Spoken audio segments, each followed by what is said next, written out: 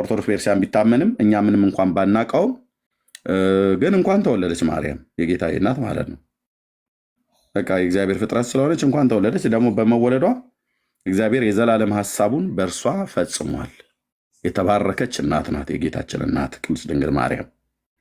በመወለዷ ምንም የሚያበሳጭን ነገር የለም። ትወለድ። ግን የተወለደችው አንደኛ ጥያቄ አገር እያላት እንዴት ሊባኖስ ተወለደች ብላችሁ አላችሁ? መረጃችሁ ምንድን ነው? እሷ እስራኤላዊት ሆና ሳለ እንዴት በሊባኖስ ተወለደች? ምን ያደርጉ ወደዛ ሄዱ? እቺ የምትሏት ታሪክ እውነተኛ ታሪክ ናት ወይ? አይሁድ ምቀኛ ስለሆነ ከድሮ ዘመን ጀምሮ ምቀኛ፣ ተንኮለኛ አንደኛ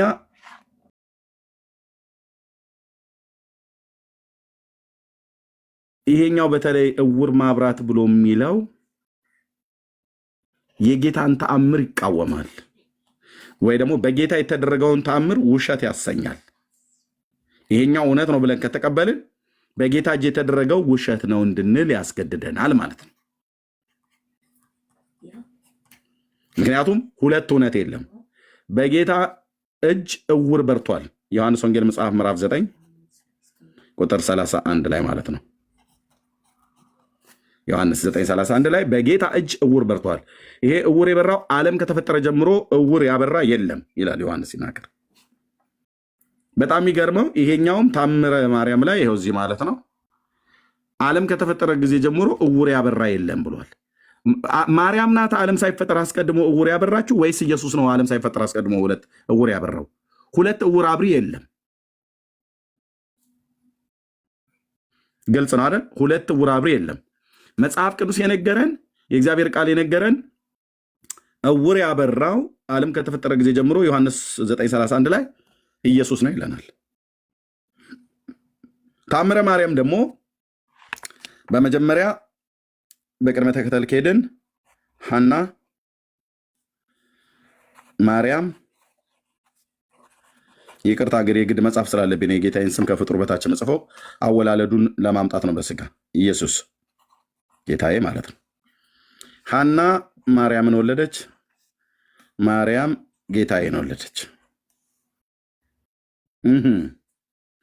ጌታ ዮሐንስ ወንጌል መጽሐፍ ምዕራፍ 9 ቁጥር 39 ላይ ማነው 9:31 ላይ ዮሐንስ እዚህ ዓለም ከተፈጠረ ጊዜ ጀምሮ ተሰምቶ የማይታወቅ እውርን አበራ።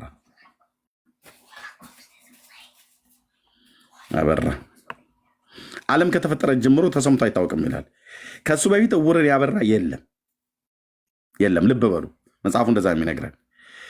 ሐና ገና ማርያምን ሳትወልዳት በማህፀን ውስጥ ተጸንሳ ሳለች የአርሳባን የምትባል የእሷ ልጅን እችኛይቱ ማርያም የሐናን ማህፀን ሰዎች ሁሉ እየሄዱ ይዳስሱ ነበር። ሲዳስሱ ማህፀኗን የነኩ ሁሉ እውር አበራች ይላል።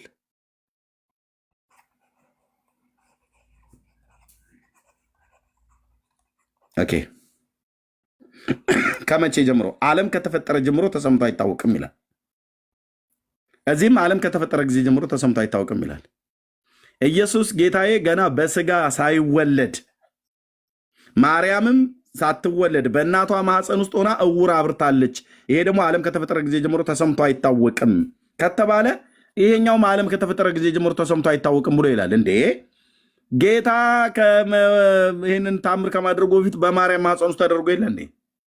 ዮሐንስን የጻፈው ወንጌላዊው ዮሐንስን ወንጌልን የጻፈው እንዴት የማርያም እናት ማርያምን ጸንሳ በማህፀኗ ውስጥ ሆና እውር እንዳበራች እንዴት አልሰማም? እንዴት አላወቀም? ወይስ ዮሐንስ መናፍቅ ሆኖ ነው የማርያምን ታምር ለመሸፈን የፈለገው? ትልቅ ቁጥር አንድ ትልቅ የዘመናት ውሸት። ልብ በሉ። አንድ በልኝ ውሸት አንድ። ለዚህ ማረጋገጫ እንዲሆን ማስረጃውን ማቅረብ አለብን። የዚህ መጽሐፍት ውሸት ተነግሮ አያልቅም።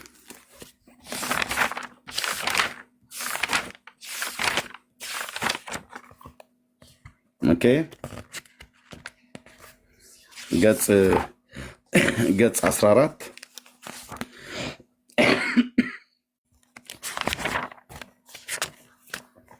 ያው እዚህ በተጸነሰችበት ከቁጥር 16 ጀምሮ ቀደም አንብቤዋለሁ።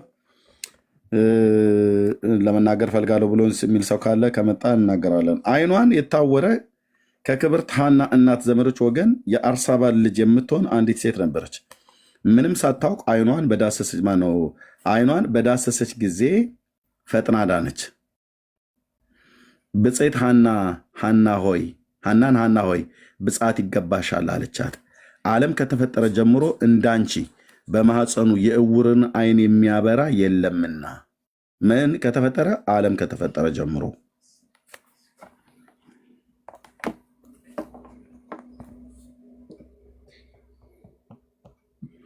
ዮሐንስ ወንጌል መጽሐፍ ምዕራፍ 9 ቁጥር 31 ቁጥር 32 ዕውር ሆኖ የተወለደ ዓይኖቹንም ማንም እንደከፈተ ዓለም ከተፈጠረ ጀምሮ አልተሰማም። ጌታችን ዓይነ ስውሩን ዓይኑን ያበራበት ቦታ ነው። ይሄ ምዕራፍ 9 ላይ እንደምታውቁት ቁጥር 1 ላይ ይኸው እንደዚህ ይላል፣ ሲያልፍ ከመወለዱ ጀምሮ ዕውር የሆነ ሰው አየ ይላል። ይህን ሰው ነው ምራቁን እትፍ አለ፣ ሂድ በሰሊሆም ታጠብ አለው፣ አየም ይላል። ስለዚህ ይህንን ዓይነ ስውር ጌታ ዓይኑን ሲከፍተው ምን ተብሎ ተጻፈ? ዕውር ሆኖ የተወለደውን ዓይኖቹን ማንም እንደከፈተ ዓለም ከተፈጠረ ጀምሮ አልተሰማም ይላል። እንዴ ዮሐንስ ቆይ አልሰማህም ማለት ነው። ዮሐንስዬ አልሰማህም። ኦርቶዶክስ እዚህ ማርያም በሐና ማኅፀን ውስጥ ሆና ዓይን አብርታለች እያለች ነው። ዓለም ከተፈጠረ ጊዜ ጀምሮ ማን ነው ኦርቶዶክሳዊ አሁን ገብቶ ይህንን እውነት የሚያደርገው ነው እየጠየቀን ያለን። ይሄም ይኸውልህ ዓለም ከተፈጠረ ጀምሮ እንዳንቺ በማኅፀኑ የዕውርን ዓይን ያበራ የለም ይላል። ዓለም ከተፈጠረ ጀምሮ ማንም እንደከፈተ ዓይኖቹን ዕውር ሆኖ የተወለደውን ዓይኖቹን ማንም እንደከፈተ ዓለም ከተፈጠረ ጀምሮ አልተሰማም ይላል። የማርያም ይቀድማል። በትርክቱ መሰረት ጌታ ገና በስጋ አልተወለደም። የኢየሱስ ግን ቀጥሎ ነው። ታዲያ ዮሐንስ ይህን ታሪክ ሳያውቅ ነው እንደ ጻፈው? ለምን ዮሐንስ በወንጌሉ ላይ ዋሸን እንበለው? መጽሐፍ ቅዱስን እንጠርጥረው? አንጠረጥርም። ይሄ የሰው ስርዓት የሆነ የሐሰት ትርክትና ትምህርት ነው።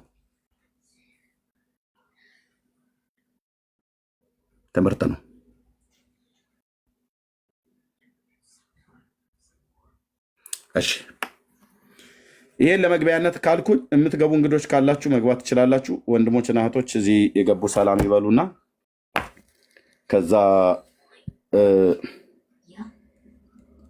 እንቀጥላለን ማለት ነው። ሌላውንም እናያለን። እሺ ሰላም በሉ። በተለይ እሺ ኦኬ ለእግዚአብሔር ክብር ይሁን። እሺ ይዲዲያ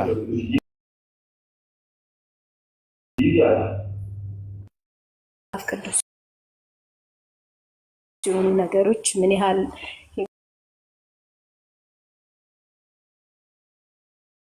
ህይወታችን ላይ አደጋ እያደረጉ እንደሆነ። ሰላም ኤርሚዬ፣ ቅዱሳን ተባረኩ። መልካም ልደት። እንኳንም ተወለድክ። እንኳንም ጌታ ቃል ወደዚች ምድር አመጣ። ለብዙዎች የምትተርፍ ያድርግህ። ለልጆች አባት ያድርግህ። ተባረክልን። እንወድሃለን። በጣም በብዙ ነው የምንወድህ። በብዙ ደግሞ መንፈሳዊ አይናችን እንዲበራ ጌታ ባንተ ውስጥ ስለሚናገረን ክብር ለስሙ ይሁን። ቃላችሁ ወርጄ ታፕታፕ አደርጋለሁ። ለሌሎች ቅዱሳን ቦታውን ልቀቅላቸው። እንዴት ነው የሚነበበው? ስምሽ እንዴት ነው የሚነበበው? ተባረኪ። ስሜ የትና የት ነው? ታዲያ ምርጥ እኮ ስም እኮ እንዴት ብለን አንብበው? አሁን እቀይራለሁ። ይዱዬ ድምፅሽን ስለሰማው ደስ ብሎኛል። ጆ ነኝ። እሺ አንድ ቤተክርስቲያን ነው የምንካፈለው ከዲዲያ ጋር። ኦኬ እሺ ተባረኩልኝ። እሺ ተባረክ እህቴ። አሜን። እሺ ኦኬ ኤርሚዬ ሰላም ላንተ ይሁን። እንዴት ነህ? ደህና ነው ወይ? ሰላም። እሺ ብዛ እህቴ። ጌታ ይባርክ። ሁልጊዜ እከታተላለሁ። ዛሬ ግን እድሉን አግኝቼ ገብቼ ነው። እኔም ቤተሰቦቼ በጣም ነው የምንወደ፣ ከጎን ነኝ በምትፈልገውም ነገር። ጌታ ዘመንን ይባርክ። ተባረክልኝ። የምትሰራው ነገር ሁሉ በጣም መወድለት እና በጣም ነው ደስ የሚለኝ። ጸጋ ያብዛልህ። ተባረክ። ክፉ አይንካ። አሜን። ቴንክ ዩ። ጸጋ ይብዛልሽ። ተባረክልኝ። አሜን። እሺ ዲያቆን ኢሳያስ ለሌሎቻችሁ እመጣለሁ። ዲያቆን ኢሳያስ አመታ አልኩኝ። አይሰማም? ይሰማል። ጫጫታ ውስጥ ነው ያለው። እሺ እንዴት ነው? እግዚአብሔር ይመስገን ሰላም ነኝ። ንክስ ቦታ ሆኜ ነው። እሺ እንኳን ለእመቤታችን ለቅድስት ድንግል ማርያም አመታዊ የክብረ በዓል በሰላም አደረሳችሁ እያልኩኝ የተወለደችበት ቀን ነው። የተወለደችበት ቀን ነው። አዎ እመቤታችን ቅድስት ድንግል ማርያም የተወለደችበት ቀን ነው። የት ሀገር ነው የተወለደችው? በቃ በሊባኖስ ተራራ ላይ የተወለደችው። ካለበት ቦታ ወጣ ብለህ ታወራኝ። እሺ ኦኬ። በምትገቡ ኦርቶዶክሳውያን ካላችሁበት ቦታ ወጣ ብላችሁ አውሩን። አይ ነው ዛሬ የመብል የመጠጥ ቀን ነው። መድኃኒዓለም እንግዲህ ከርሻዬን ያስፋልኝ። ተንቀዥቅዤ ከፍቻለሁ ቤት። ለሚመጣው ነገር ኃላፊነቱን ጸገነት ነች የምትወስደው። እሺ ቴንክ ዩ። በጣም ደስ የሚል ፍላወር። ስክሪንሾት ሳላረገው ስክሪንሾት ያደረጋችሁ ይህንን ፍላወር እንትን በሉት። ኦኬ ላኩልኝ ፎቶውን። በጣም ያምራል። ኦኬ እግዚአብሔር ይባረክ።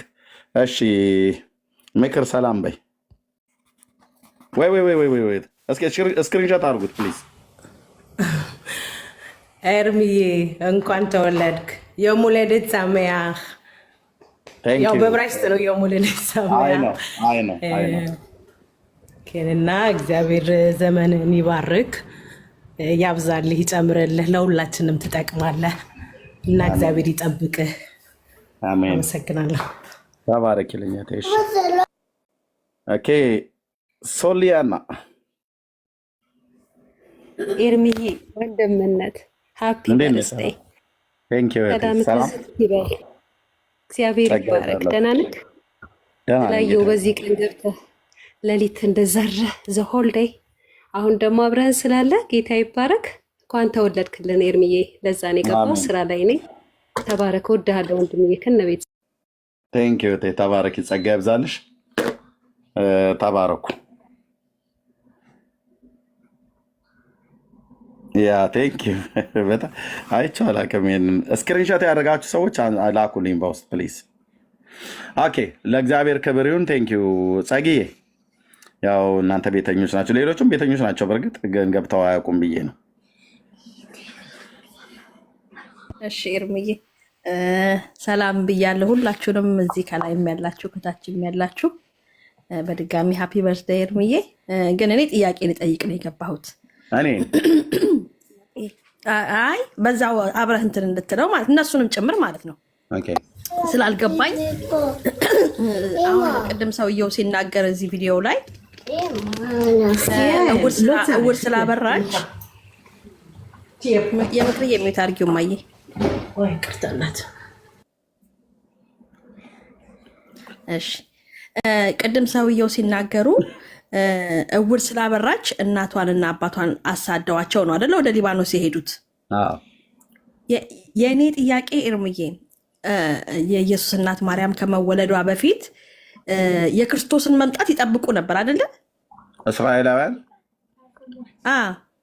የመሲሁን መምጣት ይጠባበቁ ነበር። ይጠባበቁ ነበር። ታዲያ የሚያውቁት ይጠባበቃሉ፣ የማያውቁት ግን አይጠባበቁ። አብዛኛው አያውቀውም ነበር ራሱ ዘመኑን አያውቁትም። ኦኬ።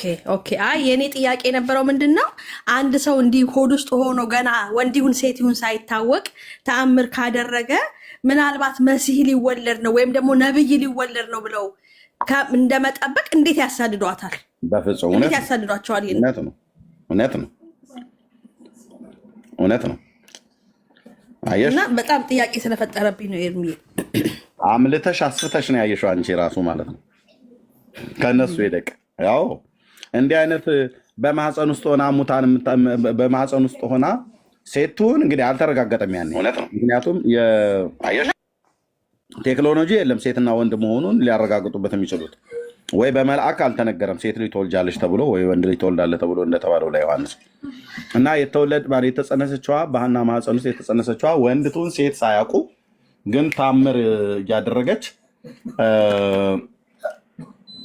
በሐና ማህፀን ውስጥ በሽተኞች እየተፈወሱ ሙታን እየተነሱ ዕውራን እየበሩ ባሉበት ሰዓት ላይ እንዲህ አይነት ገና ሳትወለድ በፊት ወይ ጽንስ ሳይወለድ በፊት ይህን አይነት ታምር ካደረገ ሲወለድማ መሲህ ሊሆን ይችላል ብሎ በሚል ሊጠባበቁ ሲገባ ሊያባሯቸው ሊያሳዷቸው አይገባም ነበር።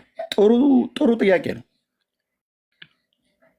ወንደርፉል የሆነ ጥያቄ ጠይቅሽው እህትዬው። ይሄን ልጠይቅ ነው የገባሁት። ኤርምዬ እኔ ከታችኝ ታብታብ አደርጋለሁ። አገልጋዮች ከገቡ እኔ ማውረድ ትችላለህ። እዚሁ ከገቡ ትጠይቂያለሽ። በአንቺ ትጠይቂያለሽ። በጣም ወሳኝ የሆነ ጥያቄ ነው የጠይቅሽው። ግን ታሪኩ እንዳልኳችሁ በውሸት ላይ የተመሰረተ ታሪክ ነው። ዕውር አበራች፣ አይን ከፈተች፣ ሙታን አስነሳች ተብሎ የሚባለው ውሸት ነው እንዴ? ይህንን አይሁድ እኮ ምልክትን እኮ ይሻል። አይሁዳውያን ምልክትን ይሻሉ። በጣም ብዙ ጊዜ ጌታም እንደተናገረው በምልክት ያምናሉ፣ በተአምራት ያምናሉ። አምላካችን እግዚአብሔር ተአምራትን እንደሚያደርግ ስለሚያውቁ በሙሴ እጅ ታምራትን ያደረገ፣ በኤልያስ እጅ ታምራትን ያደረገ፣ በሌሎችም ነቢያት እጅ ታምራትን ያደረገ ጌታ ታምራትን እንደሚያደርግ ስለሚያምኑ ይሄ እኮ በማርያም ማህፀን ውስጥ በእናቷ በሐና በማርያም እናት በእነሱ ትርክት በሐና ማህፀን ውስጥ የተከናወነው ነገር ታምር እኮ ነው እና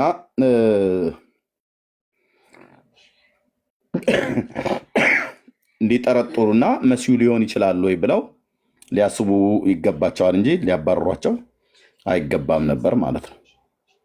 ኦኬ እሺ፣ እግዚአብሔር የተባረከ ይሁን። እሺ ውብዬ ቀጥይ እህትየው። ወደ ላይ ልመጣ ነበር ወይ እኔ ሃፒ በርዝዴይ ልበልና ቦታ ለቃለሁኝ። እኔ ከታች ግን እኔ ደግሞ ዛሬ መልቀቅ የለም ንፍሮ ምናምን ነገር ካለ ቆይ ግን ጥያቄ ስላለኝ እኮ ነው ኤርምዬ ለአንተ ማለት ነው። ማለት አንተና ማርያማን በአንድ ቀን የተወለዳችሁት እና አሁን ሃፒ በርዝዴይ የምንለው ማንን ነው? ግራ ስለገባኝ ሁለታችንንም በሉ ቀኑ የኔ ዛሬ መሆኑ በደንብ ይታወቃል። አባቴ ጽፎ ስለያዘው ልጆች በሚወለዱ ሰዓት ላይ እኛ ቤት አባቴ 10 ልጆች ወልዷል። 10ችንም የተወለድንበት ዓመቱ ወሩና ቀኑ ተጽፏል እና የኔ ይታወቃል። የማርያም ግን ዓመቱ ወሩና ቀኑ አልተጻፈም። ቢሆንም ግን የጌታችን እናት ተወልዳለች። የተወለደችው መጽሐፍ ቅዱስ የተወለደችበትን ቀን አይነግረንም። ከእሷ ይልቅ እንደውም የጌታችን የተወለደበትን ዘመን ይጠቁመናል። ቀኑ ኤግዛክትሊ ለማወቅ ቢፈለግ ጌታ የተወለደበትን ቀን ለማወቅ ቢፈለግ የሮማውያን የቄሳሮችን ታሪክ ነው ማገላበጥ ያን ቀን ለማወቅ። ምክንያቱም በሮም ጥንታዊት ሀገር ስለሆነች እስራኤላውያኑ ጋር ላይገኝ ይችላል። ምክንያቱም እስራኤልም ጥንታዊ ሀገር ነው፣ ግን ላይገኝ የሚችልበት ነገር ያው ራሱ ሮማውያን በ70 ዓመተ ምህረት ዲስትሮይ ስላደረጓቸው ኢየሩሳሌምና እስራኤልን ማርከው ወደ አሕዛብ ምድር ስለበተኑ ታሪክና የታሪክ ድርሳናቱን ሁሉ ጭምር ሳይቀር ሊቃጠሉ፣ ሊወድሙ፣ ሊዘረፉ እንደሚችሉ ምንም ጥርጥር የለም። ሮማውያኑ ግን እጅ ላይ ይገኛል። የሮማውያኑን እኔ ጣሊያን ሀገር የመሄድ እድል ባገኝ እና ጌታ ቢፈቅድ ወደዛ ባቀና አንዱ ጠይቄ ትልልቅ ቤተመዛግብት በተለይ የጥንት ቄሳሮች የታሪክ ድርሳናት የተጻፉበት ላይ ያው በራሳቸው ቋንቋ ነው የሚጻፈው። እንደው ተርጓሚም ቢሆን ፈልጌ ምናልባት የሚገኝ ቢሆን እሱ ታሪክ የሚገኝ ከሆነ ይገኛል ማለት ነው። የትኛው ታሪክ? አውግስጦስ ቄሳር በነገሰበት ዘመን የህዝብ ቆጠራ ተደርጓል። ስንት ጊዜ የህዝብ ቆጠራ ተደርጓል አይ ዶንት ኖ፣ ግን ዓለም ሁሉ እንዲጻፍ ከአውግስጦስ ቄሳር ትእዛዝ ወጣች ይላል እና ያ ትእዛዝ የወጣበት ቀን በዛ የታሪክ ድርሳናት ውስጥ ሊጻፍ እንደሚችል ምንም ጥርጥር የለም። በሮማውያን በቄሳሮች የነገስታት ታሪክ መጽሐፍ ላይ ተጽፎ ሊገኝ ይችላል ብዬ አስባለሁ እና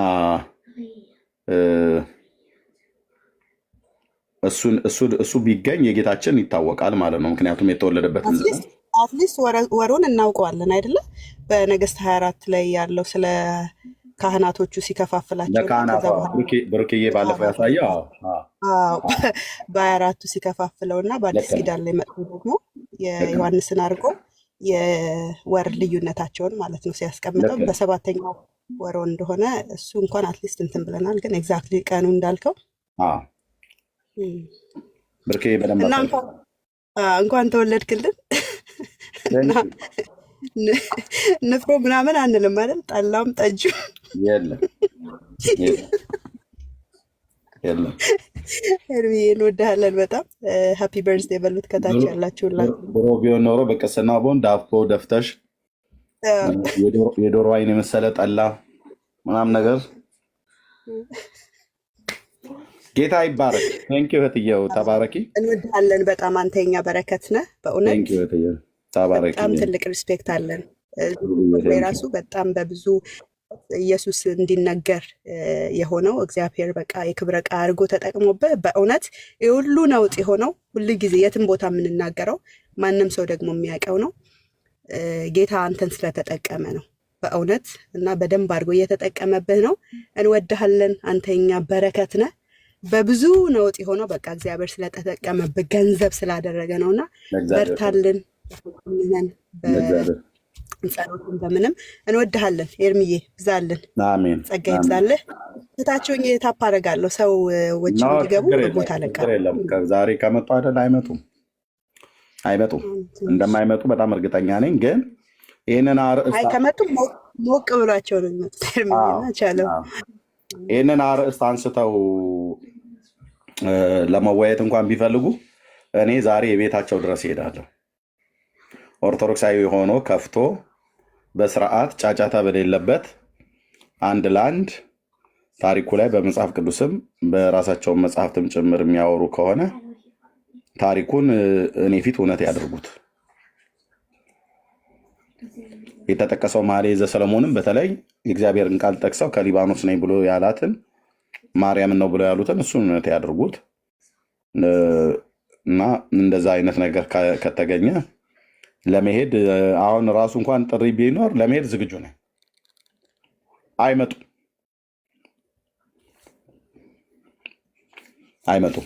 ያው እዛው ሆነው እርስ በርስ ነው የሚጽናኑት ማለት ነው።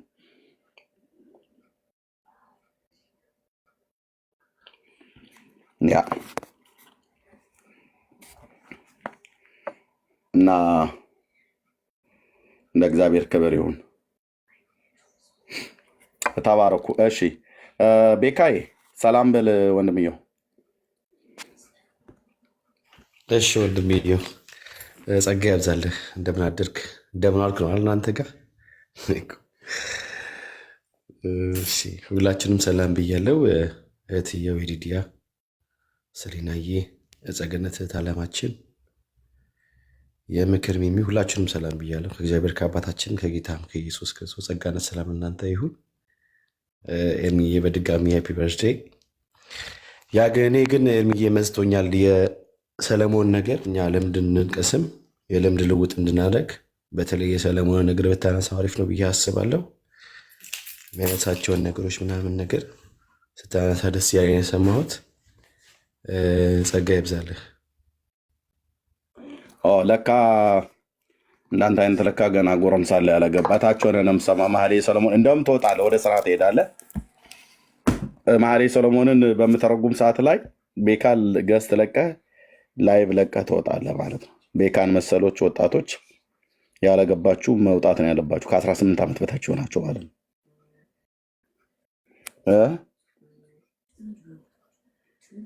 ተሰምቻለሁ አይደል ወገኖች? እንትን ያላችሁ ያላላችሁ በተለይ መውጣት አለባችሁ። ሰለሞን ብዙ ነገር ነው የነካካው፣ ንጉሱ ሰለሞን ማለት ነው። ሙሽራዬ ነይ ከሊባኖስ ነይ ብሎ ካበቃ በኋላ እዚያም 770 ሰው አለ። እንግዲህ አንድ 500 ወጣት ቢሆን ለ200 ሰዎች ብቻ አወራለሁ። ሌሎቻችሁ መልቀቅ ነው ያለባችሁ።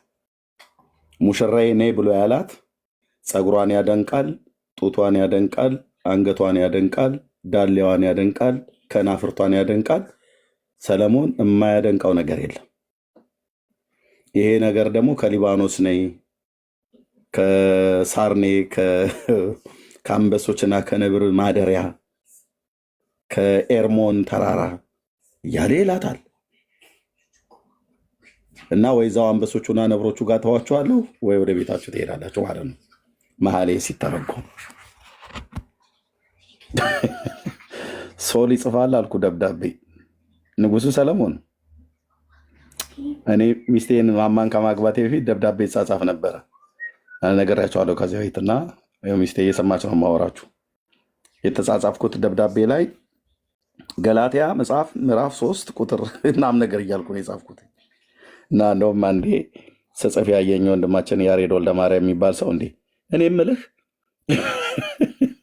ለፍቅረኛ ነው የምጽፈው ወይስ የርቀት ትምህርት ቴዎሎጂ ትምህርት ነው እያስተማርካት ያለው ብሎ ያለኝ ቃል አረሳው። ምንድነው እየጻፍክ ያለው? ገላትያን ስጨርስልኝ ኤፌሶን መጽሐፍ ምዕራፍ 2 እያልኩ ማለት ነው። ምዕራፍ 1 ላይ ደግሞ እዩ ምናምን ነገር እያልኩ የጻፍኩት ማለት ነው። እኔ አሁን በእኔ ቤት ለፍቅረኛ ደብዳቤ መጻፌ ነው። እኔ የምልህ ቴዎሎጂ ትምህርት በርቀት ነው ያስከው ወይስ ለፍቅረኛ የሚጻፍ ደብዳቤ ነው አለኝ። አየህ ዞሮብኝ እንጂ የሰለሞንን ደብዳቤ ባነበው ሳንተይ መኃልየ ሰሎሞንን አንብቤዋለሁ፣ ግን አልገባኝም። አንዳንዱ ቆይቶ ነው የሚገባን።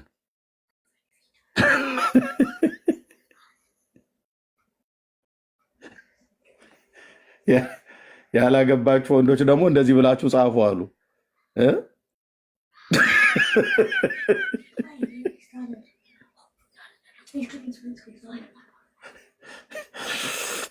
እኔ አንዳንዴ ሳቄ ይመጣል አልኩ። በቃ ንጉሥ ሰለሞንን ሳስበው እንዴ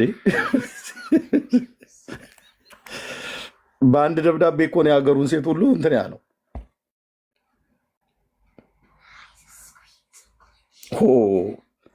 እንዲህ አይነት አጣጣፍ ይላል የሀገሬ ገበሬ። እሺ ይሄን ለማርያም ነው ብለው ያሉ ሰዎች ይምጡና ይንገሩን። አጭርና ግልጽ አድርገው ይንገሩን። በቃ ዛሬ በጊዜ ዘጋለሁ። አንድ ኦርቶዶክሳዊ መጥቶ መኃልየ ሰሎሞንን ካብራራልን በቃ እዘጋዋለሁ ላይቡን። እሺ በእምነት ሰላም ለእናንተ ይሁን። ኤርሚ እንኳን ተወለድክ ለማለት ነው።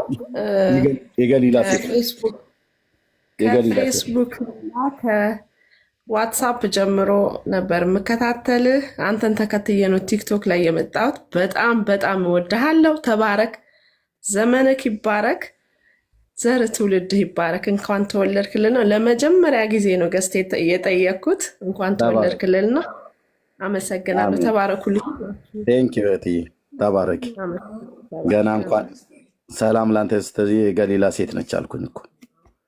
ገሊላውያን በቋንቋቸው ይለያሉ። በመጽሐፍ ቅዱስ ይህ ሰው ከገሊላ ነው ብለው እንዳሉት አማኞች ይታወቃሉ በሰላምታቸው። ጴጥሮስ ንግግሩ የታወቀበትን ነገር ትጠረጥራላችሁ? ንግግር ይገልጣል ብለው አሉት። ምንድን ነው ጴጥሮስ ይናገረው የነበረው ነገር? አይ ቲንክ አራማይክ ቋንቋ እዛ ሰሜኑ ክፍል ላይ ስለሚናገሩ፣ ይሁዳ ደግሞ እዚህ ደቡቡ ክፍል ላይ ደግሞ የዕብራውያን ዕብራይስጥ ስለሚናገሩ ያው በሁሉም ጋር ይነገራል። አራማይክም ዕብራይስጥም፣ እንደውም ሮማይስጥም ይነገራል። ግሪክም ጭምር ይነገር ነበር ምድሪቱ ላይ። በዛ ቋንቋን ያወቁት ወይስ በምንድን ነው? ከኢየሱስ ጋር ስለዋለ ነው።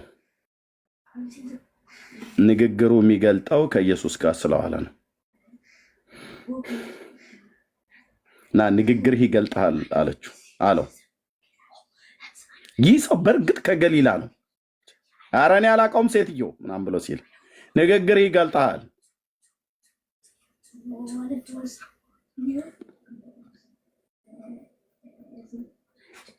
አዋዋል አብሮ መዋል የሚያጋባው ነገር አለና ከጌታ ከኢየሱስ ክርስቶስ ጋር የዋሉ በንግግራቸው ሁሉ ይታወቃሉ። የእሱ የሆኑም ሰዎች ጴንጤ ይታወቃል እኮ በንግግሩ። ሰላም ለእናንተ ይሁን ብሎ ነው የሚጀምረው። የጌታ ጸጋና ሰላም ከአንተ ጋር ይሁን ብሎ ነው የሚጀምረው። ለዚህ ነው ገና እንደዚህ ብለው ሲናገሩ እቺ የገሊላ ሴት ነች ወይ ደግሞ ይሄ የገሊላ ሰው ነው ብዬ ምለው ማለት ነውና ያው ከክርስቶስ ወገን ናቸው ለመባል ገሊላውያን ናቸውን ብለው እንዳሉት እንደዛ ይባላል ማለት ነውና እግዚአብሔር ይባረክ። ተባረኩ። እሺ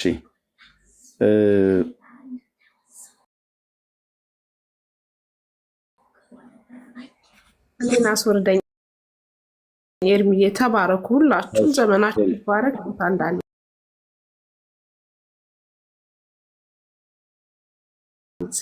ቴንክ ዩ እትዬ። እሺ ኤርሚዬ እኔ አንዴ ላስቸግርህ እና ኦኬ የምናገረው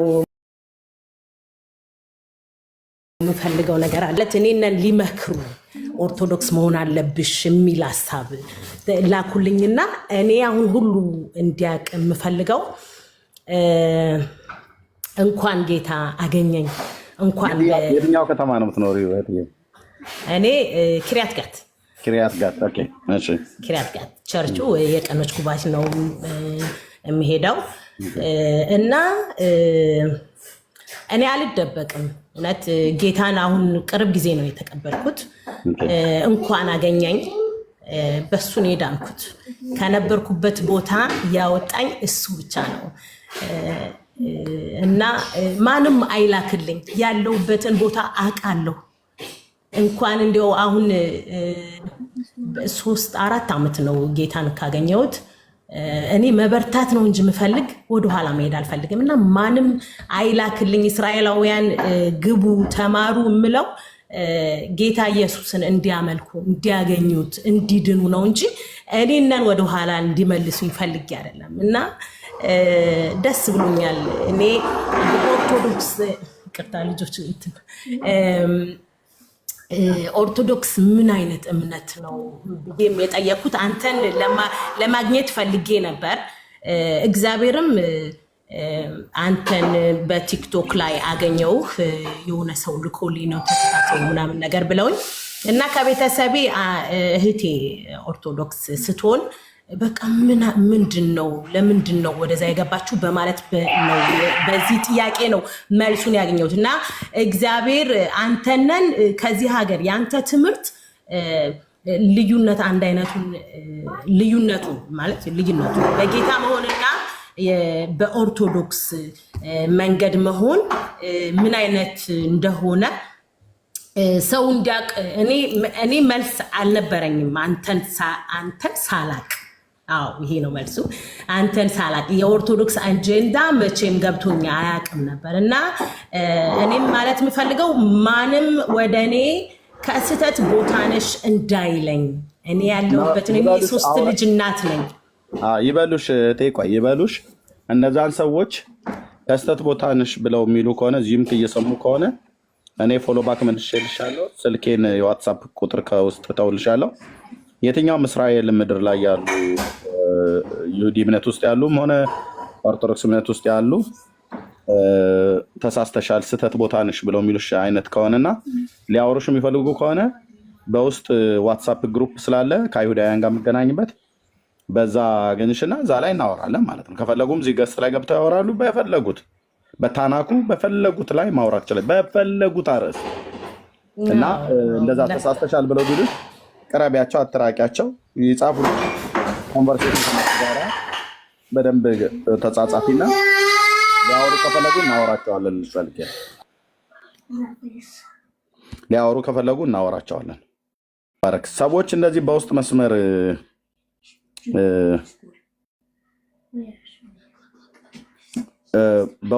ሰዎች እንደዚህ ሊያናግሯችሁ ቢፈልጉ በር እንዳትዘጉ። በተለይ ከአይሁዳውያንም ከኦርቶዶክሳውያንም በውስጥ ለማውራት የሚፈልጉ ካሉ አገር ቤት እንደዛ አደረግ ነበረ።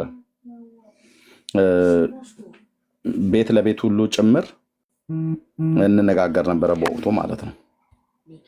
ስለዚህ አሁንም በውስጥ መስመር ማውራት የሚፈልጉ ሰዎች ካሉ ለማውራት በጣም ደስተኛ ነኝ። ጊዜን ሰጥቼ ኢቭን ሰዓታችን እንኳን አይገናኝም፣ በጣም የተራራቀ ሰዓት ነው።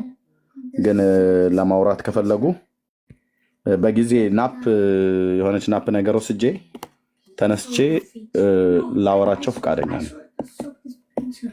ትውልድ ጥያቄ ያለው ወንድሞች እናቶች፣ በመዝሙር መጽሐፍት ላይ ትዝ ይላችኋል። መዝሙር 2 ላይ ነው በጎን ማን ያሳየናል ብሎ የሚል ትውልድ አለ።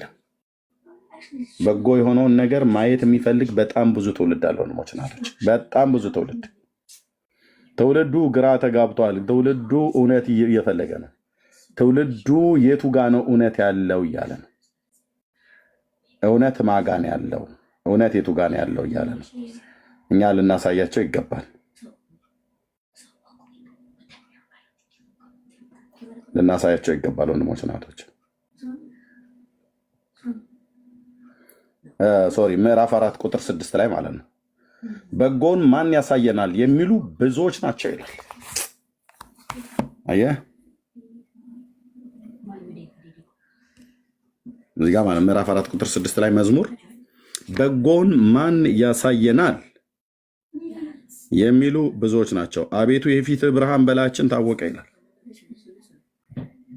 ስለዚህ በጎ የሆነውን እውነት የሆነውን ጽድቅ የሆነውን ማየት የሚፈልግ በጣም ብዙ ትውልድ አለ። በጣም ብዙ ናቸው ይላል። በጣም ብዙ ትውልዱ እውነት እንገራችሁ ሃይማኖት አለው። እስላሙ እውነትን ይፈልጋሉ ውስጡ።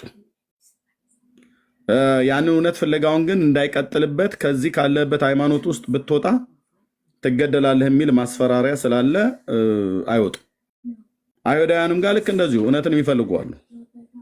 ከወጣ ከአይሁድነት ትሰረዛለህ ምናምን ነገር ብለው በማስፈራራት በመሳደብ የተለያየ ነገር በማድረግ የሚፈልገውን እውነት ነፍሱ ፈልጎ እስኪያገኝ ድረስ ፍለጋውን እንዳይቀጥል ፍለጋውን ያጨናግፉበታል ማለት ነው። እኔ ግን ወገኖች ፍለጋችሁን አትተው። በኦርቶዶክስም ሃይማኖት ልክ እንደዚሁ ማለት ነው። አፋቸው ብዙ ነገር ይናገራል እንጂ እውነትን ገና እየፈለጉ ነው ያለው። እውነትን እየፈለጉ ነው ያለው። እውነት ደግሞ በእግዚአብሔር ዓለም ውስጥ ፈልግ። መንፈስ ቅዱስ እውነት ነው። ኢየሱስ እውነት ነው። ቅዱስ ቃሉ እውነት ነው። እግዚአብሔርና ቃሉ ብቻ እውነት ነው ማለት ነው። ያውም የተደመደመ የተረጋገጠ እውነት ማለት ነው።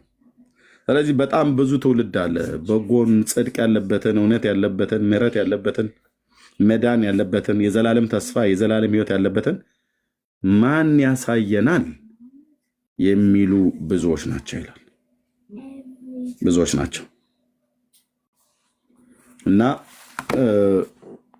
ከሰዎች ጋር ስንነጋገር እንዳትዘጓት በሩን ለማለት ነው። ጸጋ ይብዛላችሁ። እሺ ወንድሜ አሞጽ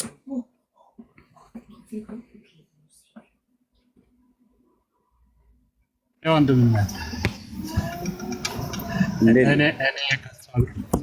በመጀመሪያ እንኳን ማዛልቶ አድሜ አይስሪም ሻና እስከ 120 ዓመት ይለናል እና ምንድነው አሁን የምክር እህታችን እየደወላችሁ እንደዚህ የምታረጉ ሰዎች ከድርጊታችሁ ተቆጠቡ።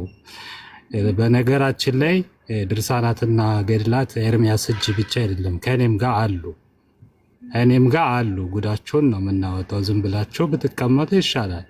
ታምረ ማርያም አለኝ፣ ድርሳነ ሰንበት አለኝ፣ አቦይ አለኝ እና በገና ብዙም ይኖረኛል እና ዝም ብላችሁ ባትልኩላት ባታወሯት፣ ከቻላችሁ እናንተ ማድረግ ያለባችሁ መጽሐፍ ቅዱስን መርምሩ፣ አንብቡ እንጂ ሰው በጌታ የሆነን ሰው እየደወላችሁ በውስጥ እንደዚህ የምታደርጉ እባካችሁ ከድርጊታችሁ ተቆጠቡ አይባልም። ነውር ነው እና አመሰግናለሁ። በቃ እና ቆይ አንድ ኤርሚ ምንድነው የምታደርግልኝ? እኔ አሁን እንትን ቤተክርስቲያን ለመሄድ አስባለሁ፣ ጊዮርጊስ ለመሄድ አስባለሁ እና አንዳንድ ነገሮችን መረጃ ለማምጣት ስለምፈልግ ስልክም በውስጥ ላክልኝ እና ቪዲዮችን ቀርጬ ስለምልክልህ በዛ ስለመሄድ ስላሰብኩ ከዛ ያየሁት ብዙ ነገር ስላለ ማለት ነው ሲሄድ ስለነበረ ግን ለመረጃነት እንዲጠቅም ስለመሄድ ስልክም በውስጥ ጻፍልኝ። ቴንኪው ተባረኩ። ጽፍላለሁ። እሺ ሃይ በለኝ አሞጽዬ ጽፍላለሁ። ኦኬ እሺ ተባረኩ። ዮኒ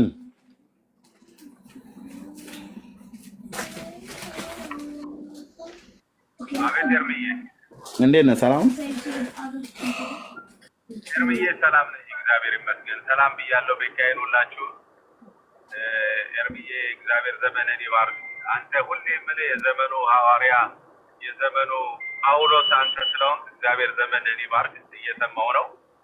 የሚገርመው ግን ያው ይሄ የንፍሮ ነገር የሚባለው ቅቀላ ያው በልጅነት ድሮ ኢትዮጵያ እያለን ስለሚያስታውሰኝ የሆነ ወንዝ አካባቢ ምንጭ አካባቢ የሆነ ማታ አካባቢ ላይ ህፃናቶች በብዛት ህፃናቶች እንደዚህ ንፍሮ ተወርውሮ ከዛ ወደኋላ እየሄድን ማለት ነው። ወይንም ደግሞ ዞር ብለን ሳናይ ነገር መሰለኝ ብቻ በደንብ አላስታውስም። እና ይሄ የባዕድ አምልኮ ደግሞ በዚህ መልኩ መገለጽ ስለተጀመረ በእውነት እግዚአብሔር ዘመንን ይባርክ። የዘመኑ በቃ ከአንዶች አባቶች ነገርን ከሚቀይሩ አንተ ነህ ነው የምለው። እና በእውነት ኤርሚዬ እወድሃለሁ። ተባረክ፣ ዘመን ይባረክ። ሰማለሁ የምታስገባው ምናምን ካስፈለገ ያው እኔን ማውረድ ትችላለህ። እና ተባረኩ በጣም ኤርሚዬ ተባረክ። ኤርሚዬ አሎ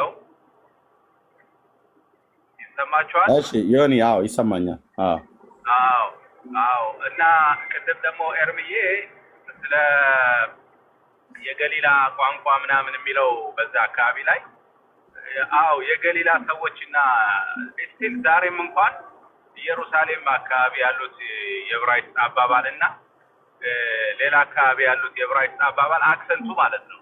ለምሳሌ የአክሰንት ልዩነት አለ። የሆነ የገሊላ አካባቢ የሚሉትና የኢየሩሳሌም አካባቢ ያሉት የሚኖሩ የአክሰንት ልዩነት ያንን ባስመለከተ እንደገና ደግሞ ያው ይሄ ነው ልክ ነው። ተባረክልኝ። ልክ ነው።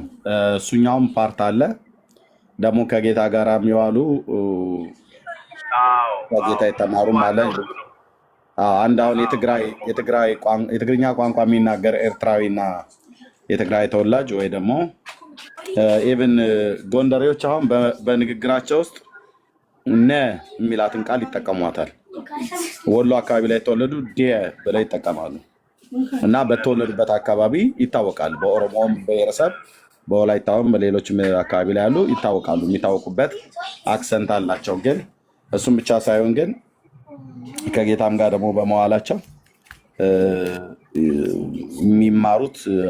የሚማሩት አሉና ያው ንግግር ይገልጣል ተብሎ ሲባል ከሁለቱም አኳያ ሊታይ ይችላል። ልክ ነው። ተባረክ ወንድምነት። እሺ ቴንክ ዩ። ኦኬ። ስለዚህ ምንድነው ይሄንን አርዕስት አይገቡበትም፣ ገብተው አይነጋገሩበትም። ምክንያቱም የተናገሯትን የመጽሐፍ ቅዱስ እውነት ደፍረው አይተረጉሙትም። ምንና የፈሩት ብላችሁ ብትሉ አሁን ስለ ንፍሮ ስለምናምን ነገር ተብሎ እንዳይባል ንፍሮም ራሱ ከባዕድ አምልኮ ጋር የተገናኘ ስለሆነ ደፍረው አይነጋገሩበትም። ሁለተኛ መኃልየ ዘሰሎሞን ላይ የተጠቀሰው በተለይ እህቴ ሙሽራዬ ብሎ የሚለው ቃል እነሱ በመዝሙር ብቻ ሊዘምሩት በመዝሙር ብቻ የሚያውቁት ገብተው ይሄ ቃል መኃልየ ሰሎሞን ላይ የተጻፈውን ይሄን ቃል መሰረት አድርገው አይናገሩትም።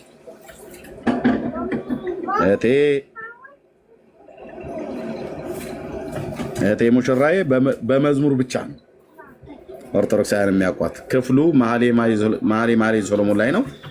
ይሄ ለማን የተነገረው? በምን ዓላማ ነው የተነገረው? መንፈሳዊ ምሳሌነቱ ወይ አስተምሮቱ ምን ይመስላል? ተደራሲ ሆና የተጻፈላት ለማን ነው? ማንን ነው መጀመሪያ ይሄንን ክፍል የሚመለከተው ብሎ የሚለው እነኚህና እኛን የመሳሰሉ ቢያንስ 3 እና 4 ጥያቄዎችን ማንም አይመልስም። የማይገናኝ ሊናገሩ ይችላሉ፣ የማይገናኝን ሊያወሩ ይችላሉ። ግን እህቴ ሙሽራዬ ብሎ የሚለው መኃልየ ሰሎሞን ላይ ያለውን ቃል ማንም አይመልስም ማለት ነው። ለዚህም ነው የሚሸሹ። እኔ ጋር ብቻ ነው ድምፅ የማይሰማ። ኧረ እጸግዬ እሰይ! እኔ እኮ ደንግጫለሁ በኢየሱስ ስም ድምፅሽ ከተሰማማ። አይቀጥሉ የሆነ ነገር በሉ። ኤርሚዬ እስከሚመለስ ድረስ ዞር ብሎ ሊሆን ይችላል እና አንዳንድ ነገር በሉ። ቅዱሳን ላይ ያላችሁ ውብዬ ሰላም ብያለሁኝ። ስላየሁሽ ሁላችሁንም እዚህ ያላችሁ ሰላም ብያለሁ። ተባረኩልኝ። ታብታብ እያደረጋችሁ ሼር እያደረጋችሁ ኤርሚዬ እስከሚመለስ ድረስ ማለት የምትፈልጉት ነገር ካለም ደግሞ በተነሳው አርዕስት ላይ ሀሳብ ማድረግ ትችላላችሁ። ተባረኩ።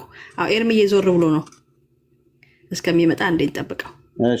እሺ ወገኖች፣ ኦኬ። ስለዚህ ምንድነው ያልኩትኝ እህቴ ሙሽራዬ ብለው የሚሏትን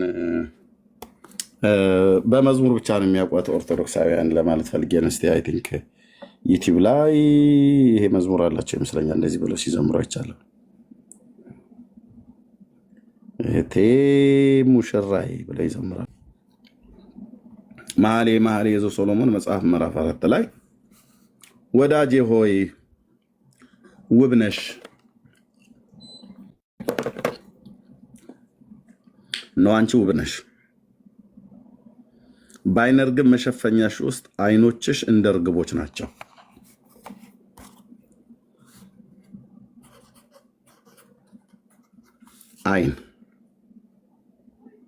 ዓይኖችሽ እንደ ርግቦች ናቸው።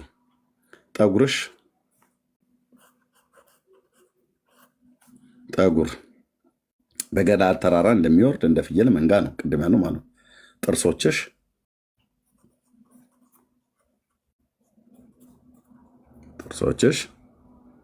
ታጥበው እንደሸለቱ ሁሉም መንታ እንደወለዱ ከነሱ መካን እንደሌለባቸው መንጎች ናቸው። ከንፈሮችሽ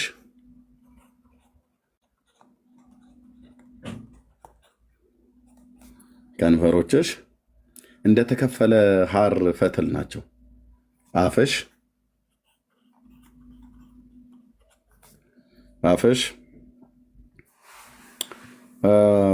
ያማረ ነው። በዓይነ ርግብ መሸፈኛች ውስጥ ጉንጭና ጉንጭሽ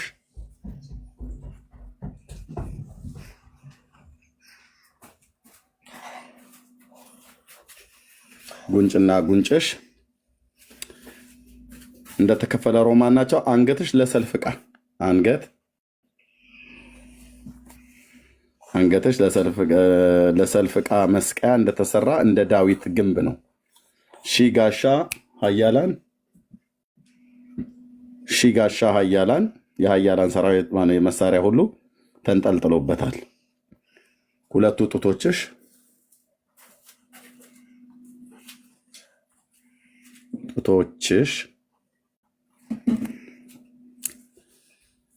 መንታ እንደወለዱ እንደ ሱፍ አበባ በሱፍ አበባ መካከል እንደሚሰማሩ እንደሚዳቋ ግልገሎች ናቸው ይላል።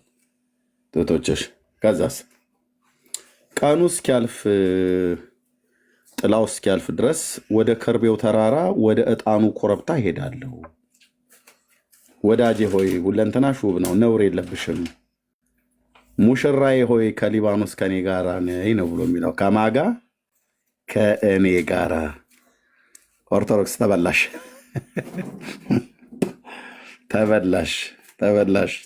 ይላል። ከየት? ከሊባኖስ። ምንድን አባዬ እንደፈለግኩ What do you want? I'm trying to find the Delisio. You had it before, right? Yeah. Yeah, where was it?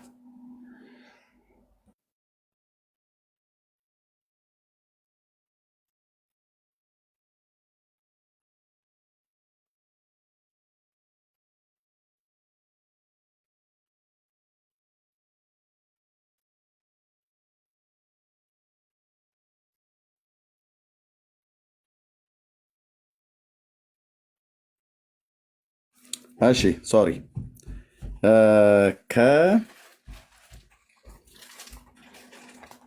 ከሊባኖስ ከእኔ ጋር ነው የሚላት። ጋር ነይ ከማጋ ሰለሞን ከማጋ ነው የሚለው። አሁን ጉድ ይፈላል ማለት ነው። ከኔ ጋራ ነይ ነው የሚላት። ኢንቫይት የሚያረጋት ከሱ ጋር እንድትመጣ ነው። ምን ስለሆነች?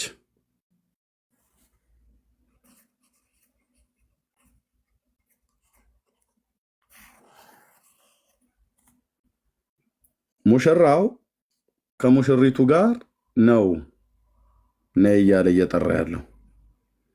ይሄን ሁሉ እንግዲህ ለማርያም እየሰጠን እንተረጉመዋለን ማለት ነው ለኦርቶዶክሳውያን። ዓይንሽ፣ ጠጉርሽ፣ ጥፍርሽ፣ ከንፈሮችሽ ከሊባኖስ ከኔ ጋራ ነይ። ከአማራ እስከ ሳርኔና ከኤርሞን ራስ ከአንበሶች መኖሪያ ከነብሮች ተራራ ተመልከች ይላታል። ይህን ሁሉ እናወጋለን። ለኦርቶዶክስ አሁን ይህን መተርጎም ቀላል ነው። ዝም ብሎ እህቴ ሙሽራዬ ሰለሞን ያለሽ እኔም ልበልሽ እመቤቴ ነይ ግቢ ቤቴ ምናምን ብለህ ብትለው መታም አትገባ ገብታም አታውቅም። እንዲህ አይነት ዝማሬ ማርያም የማትሰማም ማለት ነው። ኦኬ እህቴ ሙሽራ ሆይ ልቤን በደስታ አሳበድሽው። ዋት ምን እያልክ ነው ሰለሞን? ኧረ እዚህ ምስራቅ አፍሪካ ላይ ለማርያም ነው እያሉ ነው። ልቤን በደስታ አሳበድሽው ማለት እስኪ ዘርዘር አድርግልን፣ አልገባንም። አንድ ጊዜ በዓይኖችሽ ከአንገትሽ ድሪ በአንዱ ልቤን በደስታ አሳበድሽው። እግዚኦ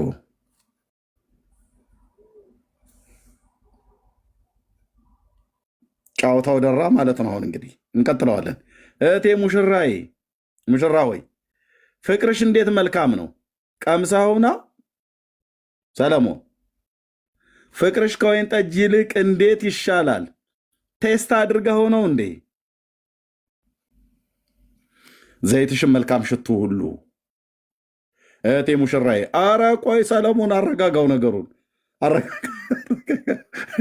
አሁን ለማርያም እያልክ ተርጉምልኛ። ኦርቶዶክስ የሆንክ እናት የወለደች ማለት ነው። ተርጉም ያ እህትዬ ማነሽ? ወይዘሮ ጥዶ ዘለል እንዲሁ ዝም ብሎ መጮህ አይደለም። ተርጉም ያት ለማርያም እያልሽ ማለት ነው። ሙሽራዬ ሆይ ከከንፈሮችሽ ማር ይንጠባጠባል። ያው ትጣፍጫለሽ እያላት ነው። ስዊት ሃኒ ቤቢ እንደሚባባሉት እኮ ነው የሚለው። ከምላስሽ በታች ማርና ወተት አለ። ኧረ ሰለሞን ይናገራል፣ ሰለሞን ይጽፋል። አንተዬ እኔ ገላትያ ኤፌሶን ስልልህ ያኔ ለፍቅረኛነት ስጻጻፍ የልብስሽን መዓዛ እንደ ሊባኖስ ሽታ ነው ይላል። የልብስሽ መዓዛ ልብሷ ሁሉ ይሸታል ማለት ዝባድም ሊሸት ይችላል። በዚያ ዘመን የነበረ በጣም ጥሩ ጥርኝ የምትባል እንስሳ ታውቋታላችሁ? እናንተ አታውቋትም። ከተሜን እኮ ነው አሁን እኛ ትርያን እያስተማርን ያለ ነው። ምንድነው ጥርኝት የምትባል እንስሳ? ምን ያውቃት ሰው አለ? ስንት ሰው ጥርኝን ያውቃል? የለም። አንተ ጥርኝ ሲባል ሰምቼ አውቃለሁ፣ ግን እንስሳ አይመስለኝም ነበረ። በጣም ነበር የሚመስለኝ። አብዛኛው ከተሜ የሚያውቀው ጥርኝ ነው። ጥርኝ ነው ኮረዳዋን ጥርኝ ነው። ጥርኝና ጥሪኝ ይለያያል። ጥርኝ ናበይ ነው። ታውቂያለሽ ራሄል? በቃ ጥርኝ የምትባላለች እና እሷ ባለፈችበት ቦታ ጫካ ውስጥ ሽታው አለ። ዝባድ ነገር። አዎ ኢጢ በቃ ኧረ በጣም ብዙ እንደኔ ባላገር አለ ማለት ነው። እሰየው ጥሩ ብቻ ቴንክ ዩ።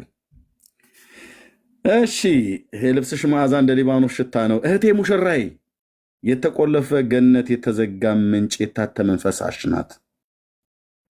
ይህ በጣም ትልቅ ሚስጥር አለው ብራዘርዬ።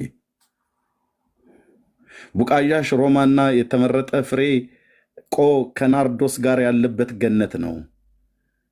ናርዶስም ከቀጋ ጋራ፣ የሽቱ ሳርና ቀረፋ ከልዩ ዕጣን ጋራ፣ ከርቤና እሬትም ክቡሩም ሽቱ ሁሉ ጋራ አንቺ የገነት ምንጭ የሕይወት ውሃ ጉድጓድ ከሊባኖስ የሚፈስዝ ወንዝ ነሽ።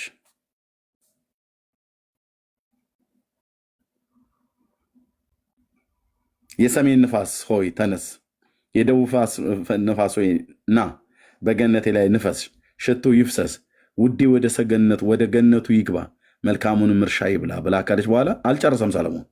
እህቴ ሙሽራዬ በየቦታው ነው የሚጠራው፣ በየፌርማታው እህቴ ሙሽራዬ ሆይ ወደ ገነቴ ገባው፣ ከርቤንም ከሽቱ ጋር ለቀሙ፣ እንጀራዬንም ከማሬ ጋር በላው፣ የወይን ጠጅን ከወተቴ ጋር ጠጣው። ባልንጀሮቼ ሁሉ ሆይ ብሉ፣ ወዳጅ ሆይ ጠጪ፣ እስክትረኪ ድረስ ጠጪ ይላታል። ማርያምን ነው ጠጪ እያላት ያለው። ጠጪ ይላል። ኦኬ እኔ ተኝቻለሁ ልቤ ነቅቷል ብላለች። የእሷ ቃል ነው። ቆይ ወደኋላ ልመለስ። ምዕራፍ 3 ላይ ይህን የኦርቶዶክስን ተረትማ በደንብ አድርገን ነው ዱቄት ምናደርገው ማለት ነው። እሺ ምዕራፍ ከአንድ ለምን አንጀምረው? በአፉ መሳም ይሳምኝ ፍቅር ከወይን ጠጅ ይልቅ መልካም ነውና። እሷን እች የምትለው ባይዘወይ ሰለሞን ብሎ ቢልም እሷን እች ብላ የምትለው ሲገቡ በራሳቸው መጽሐፍት ላይ እንዴት እንደማሳያቸው አውቃለሁ። ዘይት መልካም መዓዛ ነው፣ ስምህ እንደሚፈስስ ዘይት ነው። ስለዚህ ደናግል ወደዱህ ትለዋለች እሷ። ሳበኝ ከአንተም በኋላ እሮጣለሁ፣ ንጉሥ ወደ ቤቱ አገባኝ፣ በአንተ ደስ ይለን ሐሴትም እናደርጋለን። ለቤተክርስቲያንና ለክርስቶስም የተነገረ ነው። ዋናው ሚስጥሩ ዋናው ግን በወቅቱ ተደራሲያኑ የሆነው ማነው ነው። ይልቅም ፍቅርህ እናስባለን፣ በቅነት ይወደዋል። እናንተ የኢየሩሳሌም ቆነጃጅት ሆይ እኔ ጥቁር ነኝ፣ እኔ ነገር ግን ውብ ነኝ፣ እንደ ቄዳር ድንኳኖች እንደ ሰለሞን መጋረጃዎች። ፀሐይ መልኬን አክስሎታል፣ ጥቁር ስለሆኑ አትዩኝ። የእናቴ ልጆች ተጣሉኝ፣ የወይን ቦታዎችን ጠባቂ ያደረጉኝ፣ ነገር ግን የኔን ወይን ቦታ አልጠበቁም። ነፍሴ የወደደችን አንተ ንገረኝ፣ ወዴት ታሰማራለህ? በቀትርስ ጊዜ ወዴት ትመሰጋለህ? ስለምንስ ከባልንጀሮች መንጎች በኋላ እቅበዘበዛለሁ አለችው። አንቺ በሴቶች ዘንድ የተዋብሽ ሆይ ያላወቅሽ እንደሆነ የመንጎችን ፍለጋ ተከትለሽ ውጪ፣ የፍየል ግልገሎችሽንም በረኞች ድንኳን አጠገብ አሰማሪ። ወዳጅ ሆይ በፈርዖን ሰረገሎች እንዳለ ፈረስ መሰልኩሽ ይላታል። ይለዋውጡልሃል ማለት ነው የፍቅር ቃላት። ሰለሞንና የወደዳት ሴት የጉንጭሽ ውበት በከበረ ሉል አንገትሽም በእንቁ ድሪ ያማረ ነው ይላል። የጉንጭሽ ውበት ጉንጯን ያደንቃል። ባለብር ጉብጉብ የሆነ የወርቅ ጠልሰም እናደርግልሻለን ይላታል፣ አንገቷ ላይ ማለት ነው። ንጉሱ በማዕዱ ሳለ የኔ ናርዶስ መዓዛውን ሰጠ። ውዴ ለእኔ በጡቶቼ መካከል እንደሚያርፍ እንደተቋጠረ ከርቤ ነው። ዋት አጦዘችው ነገሩን። አሁን ይህንን መጠህ እመቤቴ በከበለ ከምትላት ከማርያም ጋር አገናኝልኝ ነው ያልኩ። ይኸው ቦታው አለ፣ ሜዳው አለ። አንድ ኦርቶዶክሳዊ ግን የለም። እዚያውን 700 ሰው የሚሆን የሚሰማል አለ። ከኋላ ግን አንድ ማሰው አለ። ኦኬ ውዴ ለእኔ በአይን ጋዲ ወይን ቦታ እንዳለ እንደ ሱፍ እቅፍ ነው ትላለች። ወዳጆ ውብ ነሽ፣ እነሆ አንቺ ውብ ነሽ፣ አይኖችሽ እንደ ርግቦች ናቸው። አይን እዚህ ተጽፏል። ውዴ አንተ ውብ ነህ፣ መልካም ነህ፣ መልካምም ነህ። አልጋችን ለምለም ነው። ኧረ ጉድ ፈልቶ አልጋችን ለምለም ነው። አሁን ይህንን ከማርያም ጋር እያገናኘ ተተረጉማለ ማለት ነው። ዶዙ ከፍ እያለ ነው የሚሄደው። አይ እመቤቴን በምዕራፍ 4 ቁጥር 6 ላይ እህቴ ሙሽራዬ ብሏታልና፣ አይ እህቴ ሙሽራዬ ብሎ ያለው በየፌርማታው ነው ሰለሞን። እህቴ ሙሽራዬ፣ እህቴ ሙሽራዬ፣ እህቴ ሙሽራዬ፣ እህቴ ሙሽራዬ፣ እህቴ ሙሽራዬ። ቁጥር 4 6 ብቻ አይደለም የምተረጉመው፣ ወደ ምዕራፍ 1 2 3 4 5 6 7 8 ድረስ እወስድሃለሁ። ደግሞ አንከራተታለሁ። ከ7 ወደ 5 ከ5 ወደ 3 ከ3 ወደ 1 ከ1 ወደ 4 እያወረድኩ ማለት ነው። ኑ ግቡ እንጂ መጽሐፍ ቅዱስ ላይ እናወራ ስትሉ አልነበረም እንዴ? አልጋችንም ለምለም ነው አለችው። ምን ማለት ነው? እንወልዳለን ማለት ነው። ለምለም ነው ማለት መካንነት የለም ማለት ነው።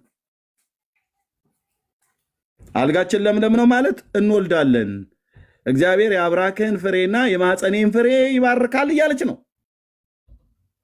እንጂ ለምለም ነው ብሎ ሲሉ ለምለም እንጀራ እንዳይመስልህ። እዛ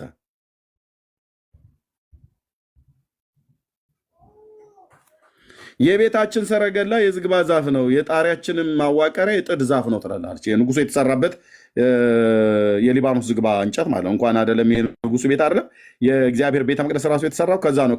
ከኪራም ንጉሱ ሰለሞንም እንደዚሁም ንጉሱ ዳዊት እንጨት አስመጥቶ የሰራው ማለት ነው። በጢሮስ በኩል በባህሩ ላይ እየጎተትኩ አመጣልሃለሁ አለው፣ እስከ ኢዮጴ ከተማ ድረስ ማለት ነው። ቴላቬቭ ብላ የምትባለው አንዳንዱንም እስከ ቂሳሪያ ድረስ አምጥቶለታል። በባህር እንደዚህ ወርታች ቁልቁል እየጎተተ ማለት ነው። የሜዲትራኒያንን ባህርን ተጠግኖ ማለት ነው።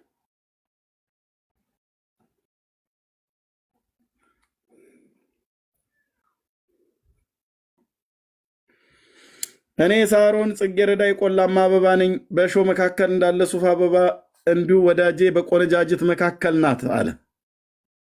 ብዙ ቆነጃጅቶች አሉ፣ ግን ወዳጄ በእነሱ መካከል ናት አለ ሰለሞን። በዱር እንዳለ እንኮይ እንዲሁ ውዴ በልጆች መካከል ነው። በምን በልጆች መካከል? እሱ በቆነጃጅት መካከል ይችላታል፣ እሷ ደግሞ በልጆች መካከል ነው። ምክንያቱስ አልጋዋ ለምለም ነውና። ምን ማለት ነው ለምለም? በግብረ ስጋ ግንኙነት ስለሚገናኙ ልጅ ይወልዳሉ ማለት ነው። ግልጽ አይደለም? እንዲ አማርኛው ግልጽ ነው። ጠጣው እነዚህ በልጆች መካከል ነው ይላል። ማ እንዲሁ ውዴ በልጆች መካከል ነው አለች። አስወልዷታል ማለት ነው። አይሰማም? አይሰማም ወይ ኦርቶዶክሳውያን?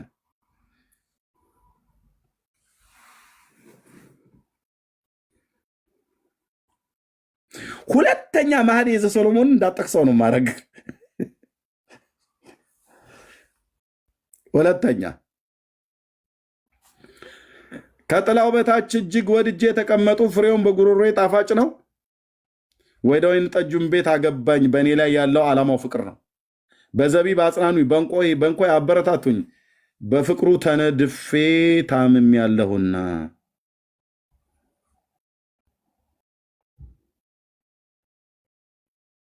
አቤት ለክርስቶስና ለቤተ ክርስቲያን! አቤት እንዴት እኮ ሸጋ እንደሆነ አልኩ ብራዘር። ትክክለኛ የተጻፈው ለሱ ነው፣ ለማርያም አይደለም የተጻፈው ብራዘርዬ። ግራው ከራሴ በታች ናት፣ ቀኙ ታቅፈኛለች። እናንተ የኢየሩሳሌም ቆነጃጅቶች እርሱ እስኪፈልግ ድረስ ፍቅር እንዳታነሱትና እንዳታነሳሱት በሚዳቋ በምድረ በዳ ዋላ አምላችኋለሁ። እኖ የውዴ ቃል ነው፣ በተራሮች ላይ ሲዘልል በኮረብቶች ላይ ሲወረወር ይመጣል። ውዴ ሚዳቋን ወይንም የዋላን እምቦሳ ይመስላል አለች።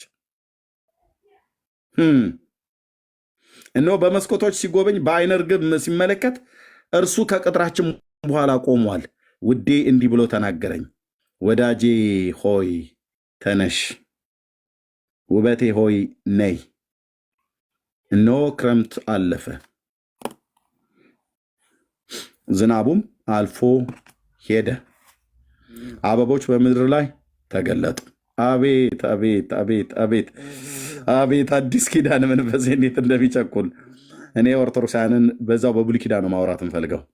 አዲስ ኪዳን ተርጉሜ ከክርስቶስና ከቤተክርስቲያን ጋር ዛሬ አላወራበትም፣ ስለማንወጣበት እንባ በእንባ ስለምንሆን። በእውነት አበቦች በምድር ላይ ተገለጡ፣ የዜማ ጊዜ ደረሰ። የቁርዬው ቃል በምድራችን ላይ ተሰማ። ይሄ ቁርዬ የሚባል አሞራ ዝርያ አይነት ነገር ነው። ምድራችን ላይ የተሰማ በለስ ጎመራ፣ ወይኖች አበቡ፣ መዓዛቸውን ሰጡ። ውዴ ሆይ ተነሺ፣ ውበቴ ሆይ ነይ። በዓለት ንቃቃት፣ በገደል መሸሸጊያ ያለሽ እርግብ ሆይ ቃልሽ መልካም፣ ፊትሽ ያማረ ነው እና መልክሽን አሳይኝ፣ ድምፅሽን አሰሚኝ። ወይናችን አብቧልና የወይናችንን ቦታ የሚያጠፉ ቀበሮችን ጥቃቅኑን ቀበሮች አጥምዳችሁ ያዙልን። ውዴ የኔ ነው ብላለች፣ እኔም የእርሱ ነኝ። በሱፍ አበባዎች መካከል መንጋውን ያሰማራል። ውዴ ሆይ ቀኑ እስኪያልፍ ጥላው እስኪመሽ ድረስ ተመለስ፣ በቅመም ተራራ ላይ ሚዳቋን ወይንም የዋላውን እምቦሳ ምሰል አለችው። ሌሊት በምንጣፌ ላይ ነፍሴ የወደደችውን ፈለግኩት። አቤቱ ጌታዬ እርዳኝ፣ አባዬ እርዳኝ፣ እኔ ጌታ ኢየሱስ ክርስቶስ። ነፍሴ የወደደችውን ፈለግሁት አላገኘሁትም። እነሳለሁ፣ በከተማይቱ ዞራለሁ፣ ነፍሴ የወደደችውን በጎዳና በአደባባይ ፈለግኩት አላገኘሁትም። ከተማይቱን የሚዞሩ ጠባቂዎች አገኙ። ነፍሴ የወደደችውን አያችሁትን አልኋቸው። ከእነርሱ ጥቂት እልፍ ብዬ ነፍሴ የወደደችውን አገኘሁት፣ ያዝሁትም። ወደ እናቴ ቤት ወደ ወላጅ እናቴ እልፍኝ እስካገባው ድረስ አልተውኩትም። እውነትም ጌታዬ ስምህ ይባረክ፣ ስምህ ይባረክ፣ ስምህ ይባረክ። የኔ አባት እያንዳንዳችንን ነክተውን እኮ ይዘኑ ገባን አይደል? ወደ እናት ወደ ወዳጅ እናቶቻችን፣ ወደ አባቶቻችን፣ ወደ ዘመዶቻችን፣ ወደ ወጣንበት ብሔር፣ ወዳደግንበት ማህበረሰብ ይዘኑ እኮ ገባን። ኢየሱስ ያድናል። ነፍስ የወደደችውን እኮ አገኘሁት እና ወደ ወላጅ እናቴ ቤት እልፍኝ እስካገባው ድረስ አልተውኩትም ይላል። እሺ በደንብ ለቀጠቀጥ ነው የመጣሁት አልኩ በእግዚአብሔር ቃል መዶሻ። እናንተ የኢየሩሳሌም ቆነጃጅት እሱ እስኪፈልግ ድረስ ፍቅር እንዳታነሳሱት በምድረ በዳ ሚዳቋ እምላችኋለሁ። መዓዛም እንደ ከርቤ እንደ ዕጣን የሆነችው ከልዩ ከነጋዴ ቅመም ሁሉ የሆነችው ይህቺ ከምድረ በዳ እንደ ጢስ መሰሶ የወጣች ማናት ይላል። ማርያም ነት በል እስኪ ናና ወንድምዬ አቶ ድፋባቸው እነሆ የሰለሞን አልጋ ናት ይላል። አልጋ? አዎ። እንደ ጢስ የወጣችው? አዎ። ጢስ አልጋ ነው እንዴ? አዎ አልጋ ናት ይላል። ከእስራኤል ኃያላን 60 ኃያላን በዙሪያዋ ናቸው፣ ለመጠበቅ ማለት ነው። ሁሉ ሰይፍ የያዙ ሰልፈኞች ናቸው። በሌሊት ከሚወድቀው ፍርሃት የተነሳ ሰው ሁሉ ሰይፉን በወገቡ አለ። ንጉሡ ሰለሞንም መሸከሚያውን ከሊባኖስ እንጨት ለራሱ አሰራ። የሚተኛበትንም ቤተ መቅደሱ በሙሉ የተሰራው ከሊባኖስ በመጣ እንጨት ነው። ምንም ጥርጥር የለውም። ምሰሶቹ የብር መደገፊያዎቹ የወርቅ መቀመጫዎቹ የሐምራዊ ግምጃ አደረገ። ውስጡን በኢየሩሳሌም ቆነጃጅት ፍቅር የተለበጠ ነው። በስመ አብ ሚስጥር በለው ሚስጥር። በእውነቴ ነው ብዬ እንዴት ይገርማል ያምላካል። እናንተ ጽዮን ቆነጃጅት ውጡ። እናቱ በሰርጉ ቀን በልቡ ደስታ ቀን ያደረገችለትን አክሊል ደፍቶ ንጉሱ ሰለሞንን እዩት አለች። ሰርግ ማለት ነው። አሞራው በሰማይ ሲያይ ዋለ ተባለ ማለት ነው። እዚህ ጋር በኢትዮጵያውያን ንግግር ሰርግ አክሊል ደፍቶ ንጉሱ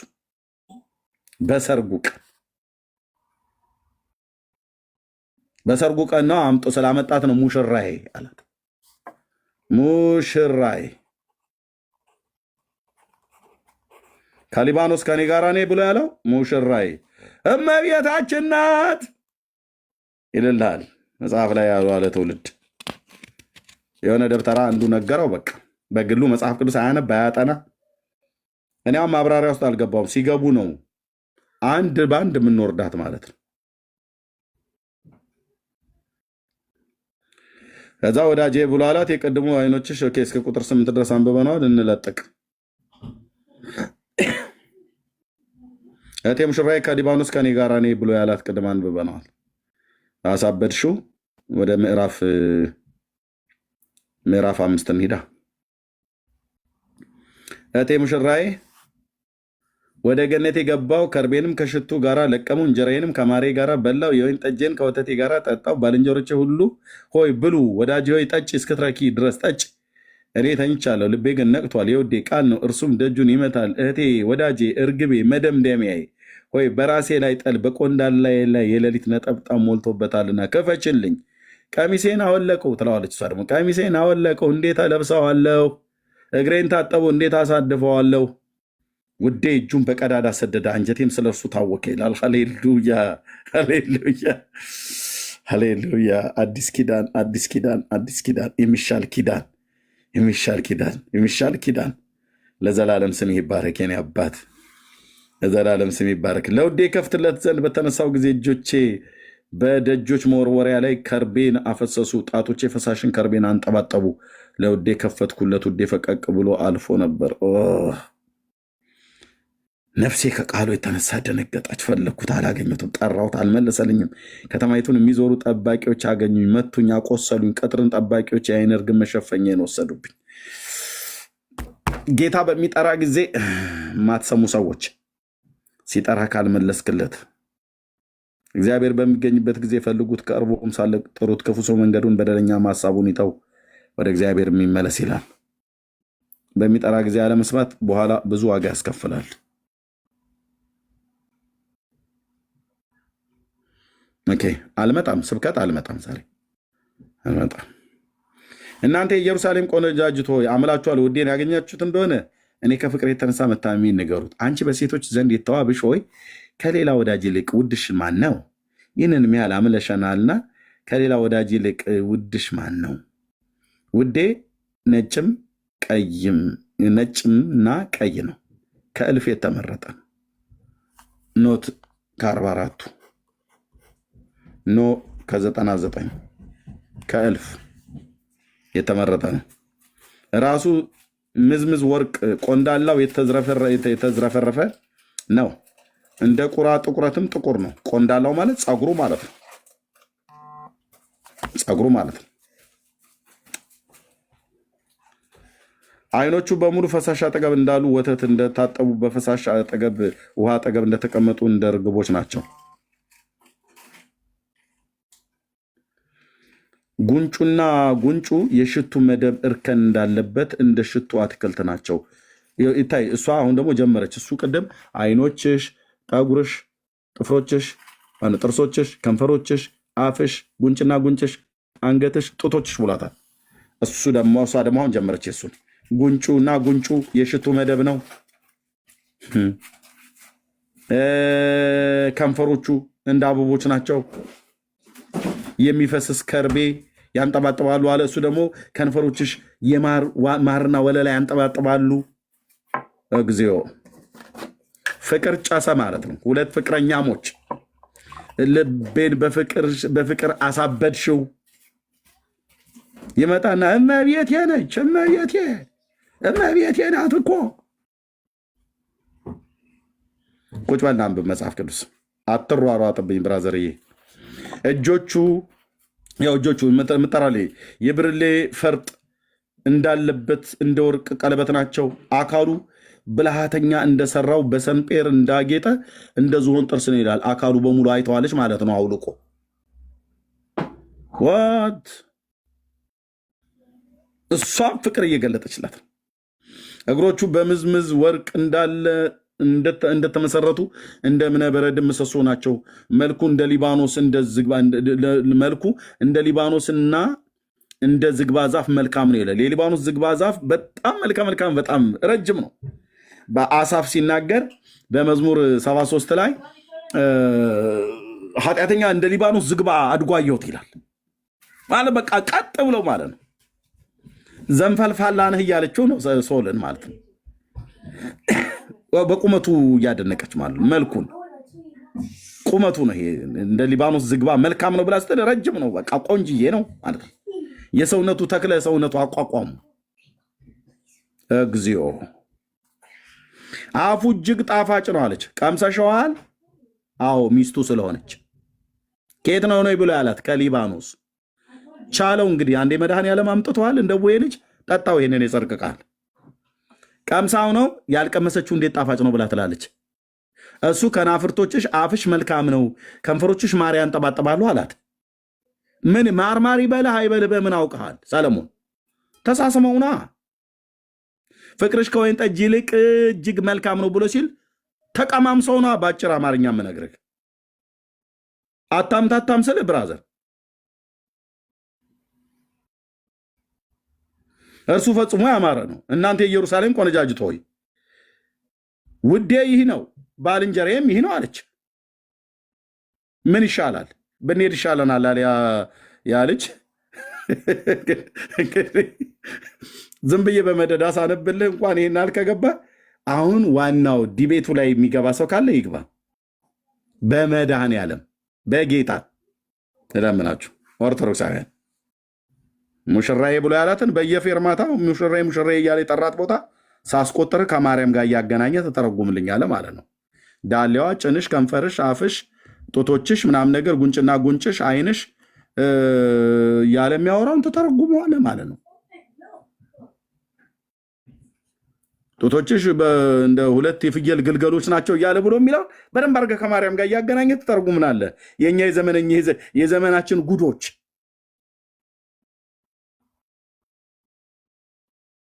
ምን ይገርማል። ኤርሚያስ ታዲያ እነ አቡነ ዘርዓ ብሩክና እና አቡነ መባህ ጽዮን የሚጠቡጡት አይደል እንዴ በታምረ ማርያም ላይ የተጻፉ?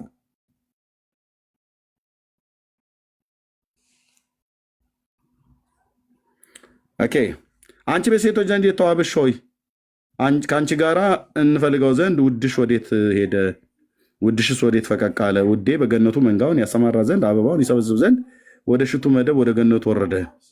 እኔ ውዴ ነኝ፣ ውዴም የኔ ነው። በሱፍ አበባ መካከል መንጋውን ያሰማረ ወዳጄ ሆይ እንደ ቴርሳ ውብ ነሽ ይላታል። ትጠይቃለህ፣ እኔም አንተም እንጠይቃለን። እዚህ አካባቢ ላይ የተጻፉ ቦታዎች፣ አገሮች፣ ተራሮች፣ ወንዞች ምናምን ነገር ተብሎ የተጠሩ በሙሉ ሳርኔ ተብሎ ሲባል ምንድን ነው ሳርኔ? ሳርኔ ማለት አንድም ሳርም ማለት ነው። አንዴ ደግሞ ኔ ማለት ኔይ ማለት ነው። በላ አተረጉም ሳርኔ ኤርሞን የሚባል የአንበሶች መኖሪያ ምናምን ነገር ብሎ የሚለው ከኤርሞን ነይ፣ ከሳርኔ ነይ፣ ከሊባኖስ ነይ ብሎ ይላል። ምንድን ነው ሳርኔ? እዚህ ደግሞ ቴርሳ፣ እንደ ቴርሳ ውብነሽ ይላል። ታመጣታለህ ማለት ነው። ምክንያቱም እናንተ ለማርያም ነው መጽሐፉ የተጻፈው ብላችሁ ክሌም አድርጋችኋል። እንደ ኢየሩሳሌም ያማረሽ ነሽ፣ ዓላማ ይዞ እንደተሰለፈ ሰራዊት ታስፈሪያለሽ። አውከውኛልና አይኖችሽን ከፊቴ መልሽ ይላታል። አትይኝ እያላት እኮ ነው። አውከውኛልና አይኖችሽን ከፊቴ መልሽ። ጠጉርሽ ከገለአድ እንደወረደ እንደ ፍየል መንጋ ነው፣ ረጅም ነው ማለት ነው። ዘንፈልፋላ ነው ማለት ነው። እሷ ቆንዳላው ጥቁር ነው ትልሃለች። ቆንዳላው ማለት ጉንጉን ማለት ነው። የሳምሶን ቆንዳላ ይባል ነበር። 7 ጉንጉኖች ነበሩት። እንደዚሁም አቢሻሎም የሰለሞን ልጅ እንደዚህ ቆንጅዬ ፀጉር ነበረው። ዘንፈልፋላ ነው። በዛው ፀጉሩ ነው ዛፍ ላይ ተንጠልጥሎ ኢዮአብ መጥቶ የጣለው። ናግባ አልኩህ፣ ኑ ግቡ። ጴንጤ መጽሐፍ ቅዱስ ላይ የት የዋለበትን ነውና ምን ያውቁና እነሱ ያው ኢየሱስ ጌታ ነው እያሉ መጮህ ነው። ነን ኑ ግቡ። ይኸው ከከፈትኩ አንድ ኦርቶዶክስ አልመጣም። ኑ ግቡ፣ ኑ ግቡ። በዜማ እናድርገው እንዴ! ግቡ ግቡ፣ ኑ ግቡ። እና ምን ያታል? አውከውኛልና አይኖችሽን ከፊቴ መልሺ። ጠጉርሽ ከገለአድ እንደሚወርድ እንደ ፍየል መንጋ ነው። ጥርሶችሽ ጣጥበው እንደወጡ 2 መንታ እንደተወለዱ ከእነሱ መካን እንደሌለባቸው መንጎች ናቸው። በዓይነ ርግብ መሸፈኛ ደገምከው ሶል። አዎ ምዕራፍ 4 ላይ ያለውን ምዕራፍ 6 ላይ እንደገና ደገመው። አንዴ ተናግራ አይበቃም ነበረ? በዓይነ ርግብ መሸፈኛ ውስጥ ጉንጭሽና ጉንጭሽ እንደተከፈለው ሮማ ነው። እግዚኦ 60 ነገስታት 80 ቁባቶች ቁጥር የሌላቸው ቆነጃጀት አሉ። ዋት እርግቤ መደምደሚያዬ አንዲት ናት፣ ለእናቷ አንዲት ናት፣ የወለደቻት የተመረጠች ናት። ቆነጃጅት አይተው አሞገሷት፣ ንግስታትና ቁባቶች አመሰገኗት ይላል። ይቺ እንደ ማለዳ ብርሃን የምትጎመኝ እንደ ጨረቃ የተዋበች እንደ ፀሐይም የጠራች ዓላማ ይዞ እንደተሰለፈ ሰራዊት የምታስፈራ ማናት? እስኪ ማርያም ነች በልና ናና ተርጉም ይሄንን እያንዳንዱን ክፍል ማለት ነው። ትጠይቃለህ። የወንዙ ዳር ልምላሜ አይ ዘንድ ወይኑ አብቧል፣ ሮማኑ አፍርቷል እንደሆነ እመለከት ዘንድ ወደ ገነት ገውዝ ወረዱ። ሳላውቀው ነፍሴ በከበረ ሰረገላ ላይ ያስቀመጠች። አንቺ ሱላማይጢስ ሆይ ወት ሶል ሱላማይጢስ ሆይ ተመለሽ፣ እናይሽ ዘንድ ተመለሽ። በሱላማይጢስ ምን ታያላችሁ?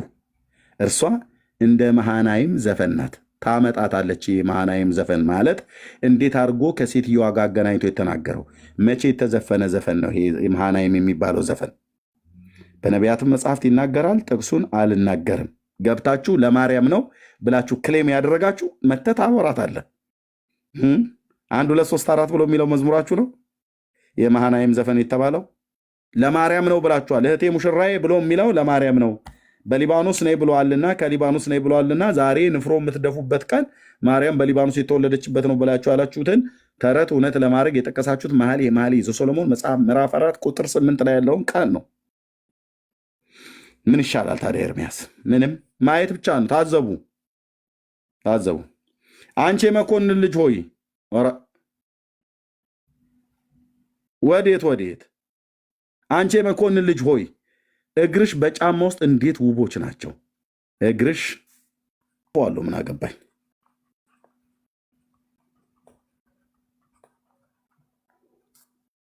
ዳሌዎችሽስ እምብርትሽ፣ አረ ሰለሞን ተውማ ስልህ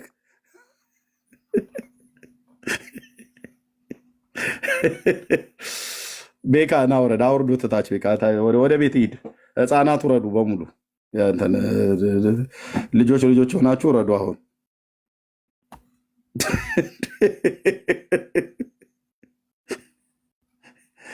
የእምብርትሽ የወይን ጠጅ እንደማይጎድልበት እንደተነጠጠ ጽዋ ነው አለ። ከዛስ ሆድሽ እንደ ስንዴ ክምር በአበባም እንደታጠረ ነው ሆድ። አቤት ሶል ምን ቀረ ብራዘርዬ? ምንም የቀረ ነገር የለም። ሁለቱ ጡቶች ሸይማ አዝማች ነው ይሄኛው።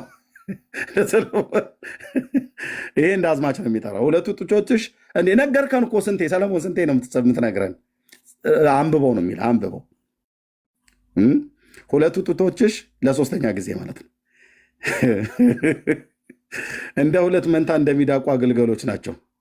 አየ በጣም ተስል የሚዳቁ አገልገሎች በጣም ነው የሚያምሩት።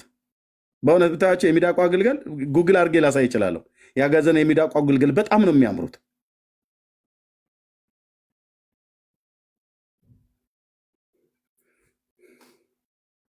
አይቶ ነዋ ሰለሞን ጡቶችሽ ብሎ ያለው። አንገትሽ አይ በቃ ነግረናል ሰለሞን፣ እንደ ዝሆን ጥርስ ግንብ ነው። አይኖችሽ ነግረናል። በሐሴቡን ውስጥ በባትሪብ በር አጠገብ እንደ ውሃ ኩሬዎች ናቸው። አፍንጫሽ ይጻፋል። አፍንጫ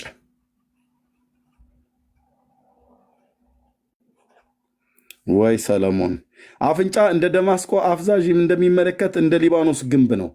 ራስሽ ደከመኝ እኮ መጽሐፍ የአካል ብልቶቿን ሁሉ። ራስሽ እንደ ቀርሜሎስ ተራራ በላይሽ ነው። የራስሽ ጠጉር እንደ ሐምራዊ ሐር ነው ይላል። አንዴ እንደ ገለአድ ከገለአድ ተራራ እንደሚወርድ እንደ ፍየል መንጋ ነው ይላል። የራስሽ ጠጉሯን ማለት ነው። አንዴ ደግሞ እንደ ሐምራዊ ሐር ነው ይላል። ንጉሱ በሹርባው ታስሯል። ያው ተይዣለሁ ባንቺ ማለት ነው። ግልጽ አይደለም እንዴ? ያጀማ አቤቱ ጌታዬ፣ አቤቱ ጌታዬ፣ ወዳጄ ሆይ እንዴት የተዋብሽ ነሽ! እንዴትስ ደስታኝ ትሰኛለሽ! ቀጥል ሰለሞን። ይህ ቁመትሽ የዘንባባ ዛፍ ይመስላል። እሷ የሊባኖስ ዝግባ ትመስላለች ትላለች፣ እሱ ደግሞ የዘንባባ ዛፍ ነው የምትመስል ይላታል። አቤት መሞጋገስ፣ አቤት መሞጋገስ! ጡቶችሽ የወይን ዘለላ ይመስላሉ። ኧረ ተው አንተ ሰው እየተፋታ አንዴ ሚዳቋ ግልገል፣ አንዴ ወይን ዘለላ። እኔ የምናፍቀው አሁን ኦርቶዶክሳውያን መጥተው ይህንን ከማርያም ጋር እያገናኙ እንዲፈቱልን ነው። ከዛ የሰላም እንቅልፍ ተኛለሁ አልኩ።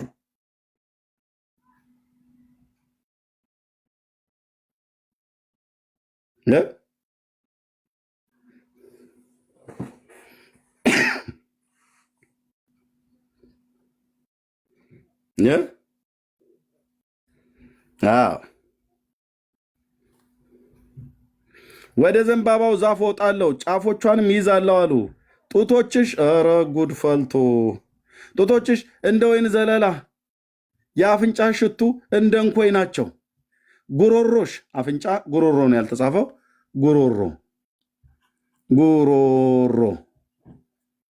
ጉሮሮሽ ለወዳጄ እየጣፈጠ እንደሚገባ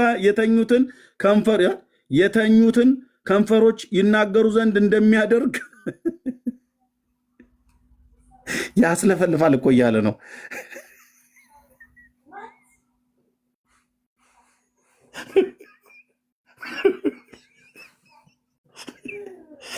አይ ንጉሥ ሰለሞን በእውነት ጸሐፊ ጌታ ይባርከው፣ የተባረከ ንጉሥ። ምን እንዳለ ታውቃለህ? ቆይ አንተዬ፣ ቆይ ይችን ነገር እንደ ውዳሴ ማርያም እንደጋግማት። አበሻ ሲደጋገም ነው የሚገባው። ጉሮሮሽ ለወዳጄ እየጣፈጠ እንደሚገባ የተኙትንም ከንፈሮች ይናገሩ ዘንድ ተኝተዋል እኮ የተኙትን ከንፈሮች እንቅልፍ ጭልጥ አድርጎ የወሰዳቸውን እንዲናገሩ እንደሚያደርግ እንደ ማለፊያ የወይን ጠጅ ነው። የወይን ጠጅ የጠጣ የሰከረ ከንፈር መናገሩ መሳደቡ እኔ እያንዳንድሽን አውቃለሁ። ሲገባ ሰላም ለዚህ ቤት ብሎ ሲወጣ እያንዳንድሽን አውቃለሁ ብሎ በጠጣው መጠን ልክ የደበቀው ሚስጥር እንደሚያወጣ ከንፈር እንደሚንቀሳቀስ ወይ ለመሳደብ ወይ ለመራገም ወይ ለመስፈን ወይ ለመጨፈር እንደሚናገር ልክ እንደዛ ያደርጋሉ። ምኑሽ ጉሮሮሽ ያስለፈልፋል እያለ ነው ባጭሩ። ምን አይነት ቀን ነው ዛሬ? ግንቦት ልደታ መኃልየ ሰሎሞን ይነበብልሃል። ምክንያቱም ማርያም ናት ብለው ክሌም አድርገዋል። ይሄ ደብተራ ልጅ ሁሉ ማለት ነው። ግን ያው ጥጎ ነው፣ ታች እያዩ ነው። እኔ ውዴ ነኝ፣ የእርሱም ምኞት በእኔ ላይ ነው። ውዴ ሆይ ና ወደ መስክ እንውጣ፣ በመንደሮቿ እንደር፣ ወደ ወይን ቦታ ማልደን እንሂድ። ወይኑ አብቦ አበባውን ፍሬ አንዠርግጎ ሮማኑም አፍርቶ እንደሆነ እንይ፣ በዚያ ውዴን እሰጥሃለሁ።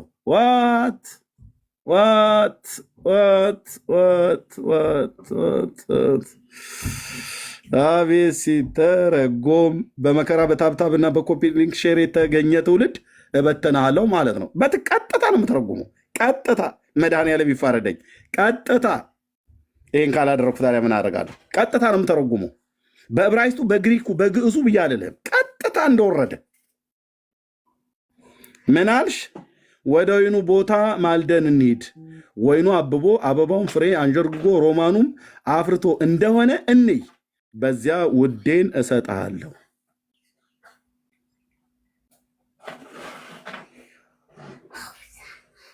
ጀርባዬን አዙሬ አልናገርም፣ ፊት ለፊት ነው የምናገረው።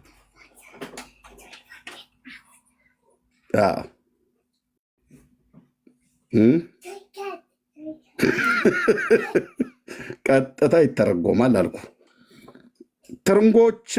ትርንጎች መዓዛውን ሰጡ፣ መልካሞች ፍሬዎች ሁሉ አሮጌውን ከአዲሱ ጋር በደጃችን አሉ። ወዳጅ ሆይ ሁሉን ለአንተ ጠበቅሁልህ ትለዋለች።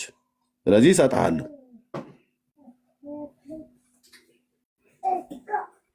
አይ ባይገባችሁስ ምን ልታመጡ? ምንም አታመጡም። ገብቶናል አለችው። ባይገባችሁም ሲገቡ ተረጉመዋለሁ እኔ ፍርጥ አድርጌ ማለት ነው። ምንም ለነገ ሳላስቀር ማደባበስ የለም። እየተደበሰበሰ ነው። የማይመለከታቸውን ሰዎች ሁሉ የእግዚአብሔርን ቃል እየሰጡ ላልሆነ ይሄ ለመቤቴ፣ ይሄ ለአርሴማ፣ ይሄ ለወላዲቴ፣ ይሄ ለአዛኝቱ፣ ይሄ ለርሪቱ እያሉ ብለው የሚሉት ማለት ነው። ኦኬ አንተ የእናቴን ጡት እንደጠባ እንደ ወንድሜ ምን ነው በሆንህ? በሜዳ ባገኘሁ ጊዜ በሳምሁህ፣ ማንም ባልናቀኝ ነበር። መርቼ ወደ እናቴ ቤት ባገባሁ፣ በዚያም አንተ ባስተማርከኝ፣ እኔም መልካሙን ወይን ጠጅ ከሮማኔ ውሃ በጠጣሁ ነበር። ግራው አቤት አዲስ ኪዳን ላይ አቤት አዲስ ኪዳን ላይ ሲተረጎም አንተዬ አቤት አዲስ ኪዳን ላይ ለክርስቶስና ለቤተ ክርስቲያን ይሄ ነው የተጻፈበት። ለክርስቶስና ለቤተ ክርስቲያን ነው። ዝም ብሎ እዚህ እንተፋተፋ እንዴ ለማርያም እያለ ግራው ከራሴ በታች በሆነች ቀኙን ባቀፈች ነበር። እናንተ የኢየሩሳሌም ቆነጃጅት ሆይ እርሱ እስኪፈልግ ድረስ ፍቅርን እንዳታነሳሱት አምላችኋለሁ። በውዷም ላይ ተደግፋ ከምድረ በዳ የምትወጣ ይህቺ ማናት? ከእንኮይ በታች አስነሳሁት፣ በዚያ እናትህ ወለደችህ፣ በዚያም ወላጅ እናትህ አማጠችህ። እንደ ማኅተም በልብህ እንደ ማኅተም በክንድህ አኑረኝ። ፍቅርህ እንደ ሞት የበረታች ናት፣ ቅናትም እንደ ሲኦል የጨከነች ናት። ፍንጣሪዋ እንደ እሳት ፍንጣሪ፣ እንደ እግዚአብሔር ነበልባል ነው። ብዙ ውሃ ፍቅርን ያጠፋ ዘንድ አይችልም፣ ፈሳሾችም አያሰጥሟትም። የሰው የቤቱ ሀብት ሁሉ ስለ ፍቅር ቢሰጥ ፈጽሞ ይንቁታል። እኛ ጡት የሌላት ታናሽ እህት አለችን። ስለ እርሷ በሚናገሩባት ቀን ለእህታችን ምን እናደርግላታለን? እርሷ ቅጥር ብትሆን የብር ግንብ በላዋ እንሰራለን፣ ደጅም ብትሆን በዝግባ ሳንቃ እንንከባከባታለን። እኔ ቅጥር ነኝ፣ ጡቶቼም እንደ ግንብ ናቸው። በዚያን ጊዜ በፊቱ ሰላምን እንደምታገኝ ሆኖ ሰለሞን በቢኤላሞን የወይን ቦታ ነበረው። ትነግረኛለህ ኦርቶዶክስ ወንድሜ፣ ቢኤላሞን የተባለው ንጉሱ ሰለሞን የነበረው የወይን እርሻ ቦታ ማለት ነው። የት አካባቢ ከመሆኑ ምክንያቱም ልጅን ከወደዱ እስከምኑ ጭምር ነው ተብሎ እንደሚባል መጽሐፉን ከተረጎም ከነ ጂኦግራፊ ጭምር የምተረጉመው እኔም የምተረጉመው። እናንተ የማርያም ነው ብላችሁ ክሌም ስላደረጋችሁ ሱሱን ሁሉ ትነግሩናላችሁ። መኃልየ ሰሎሞን ላይ 4-8 ብቻ ጠቅሳችሁ ለእመቤቴ ትላለህ እንደ አንተ። በእውነት አታፍሩ?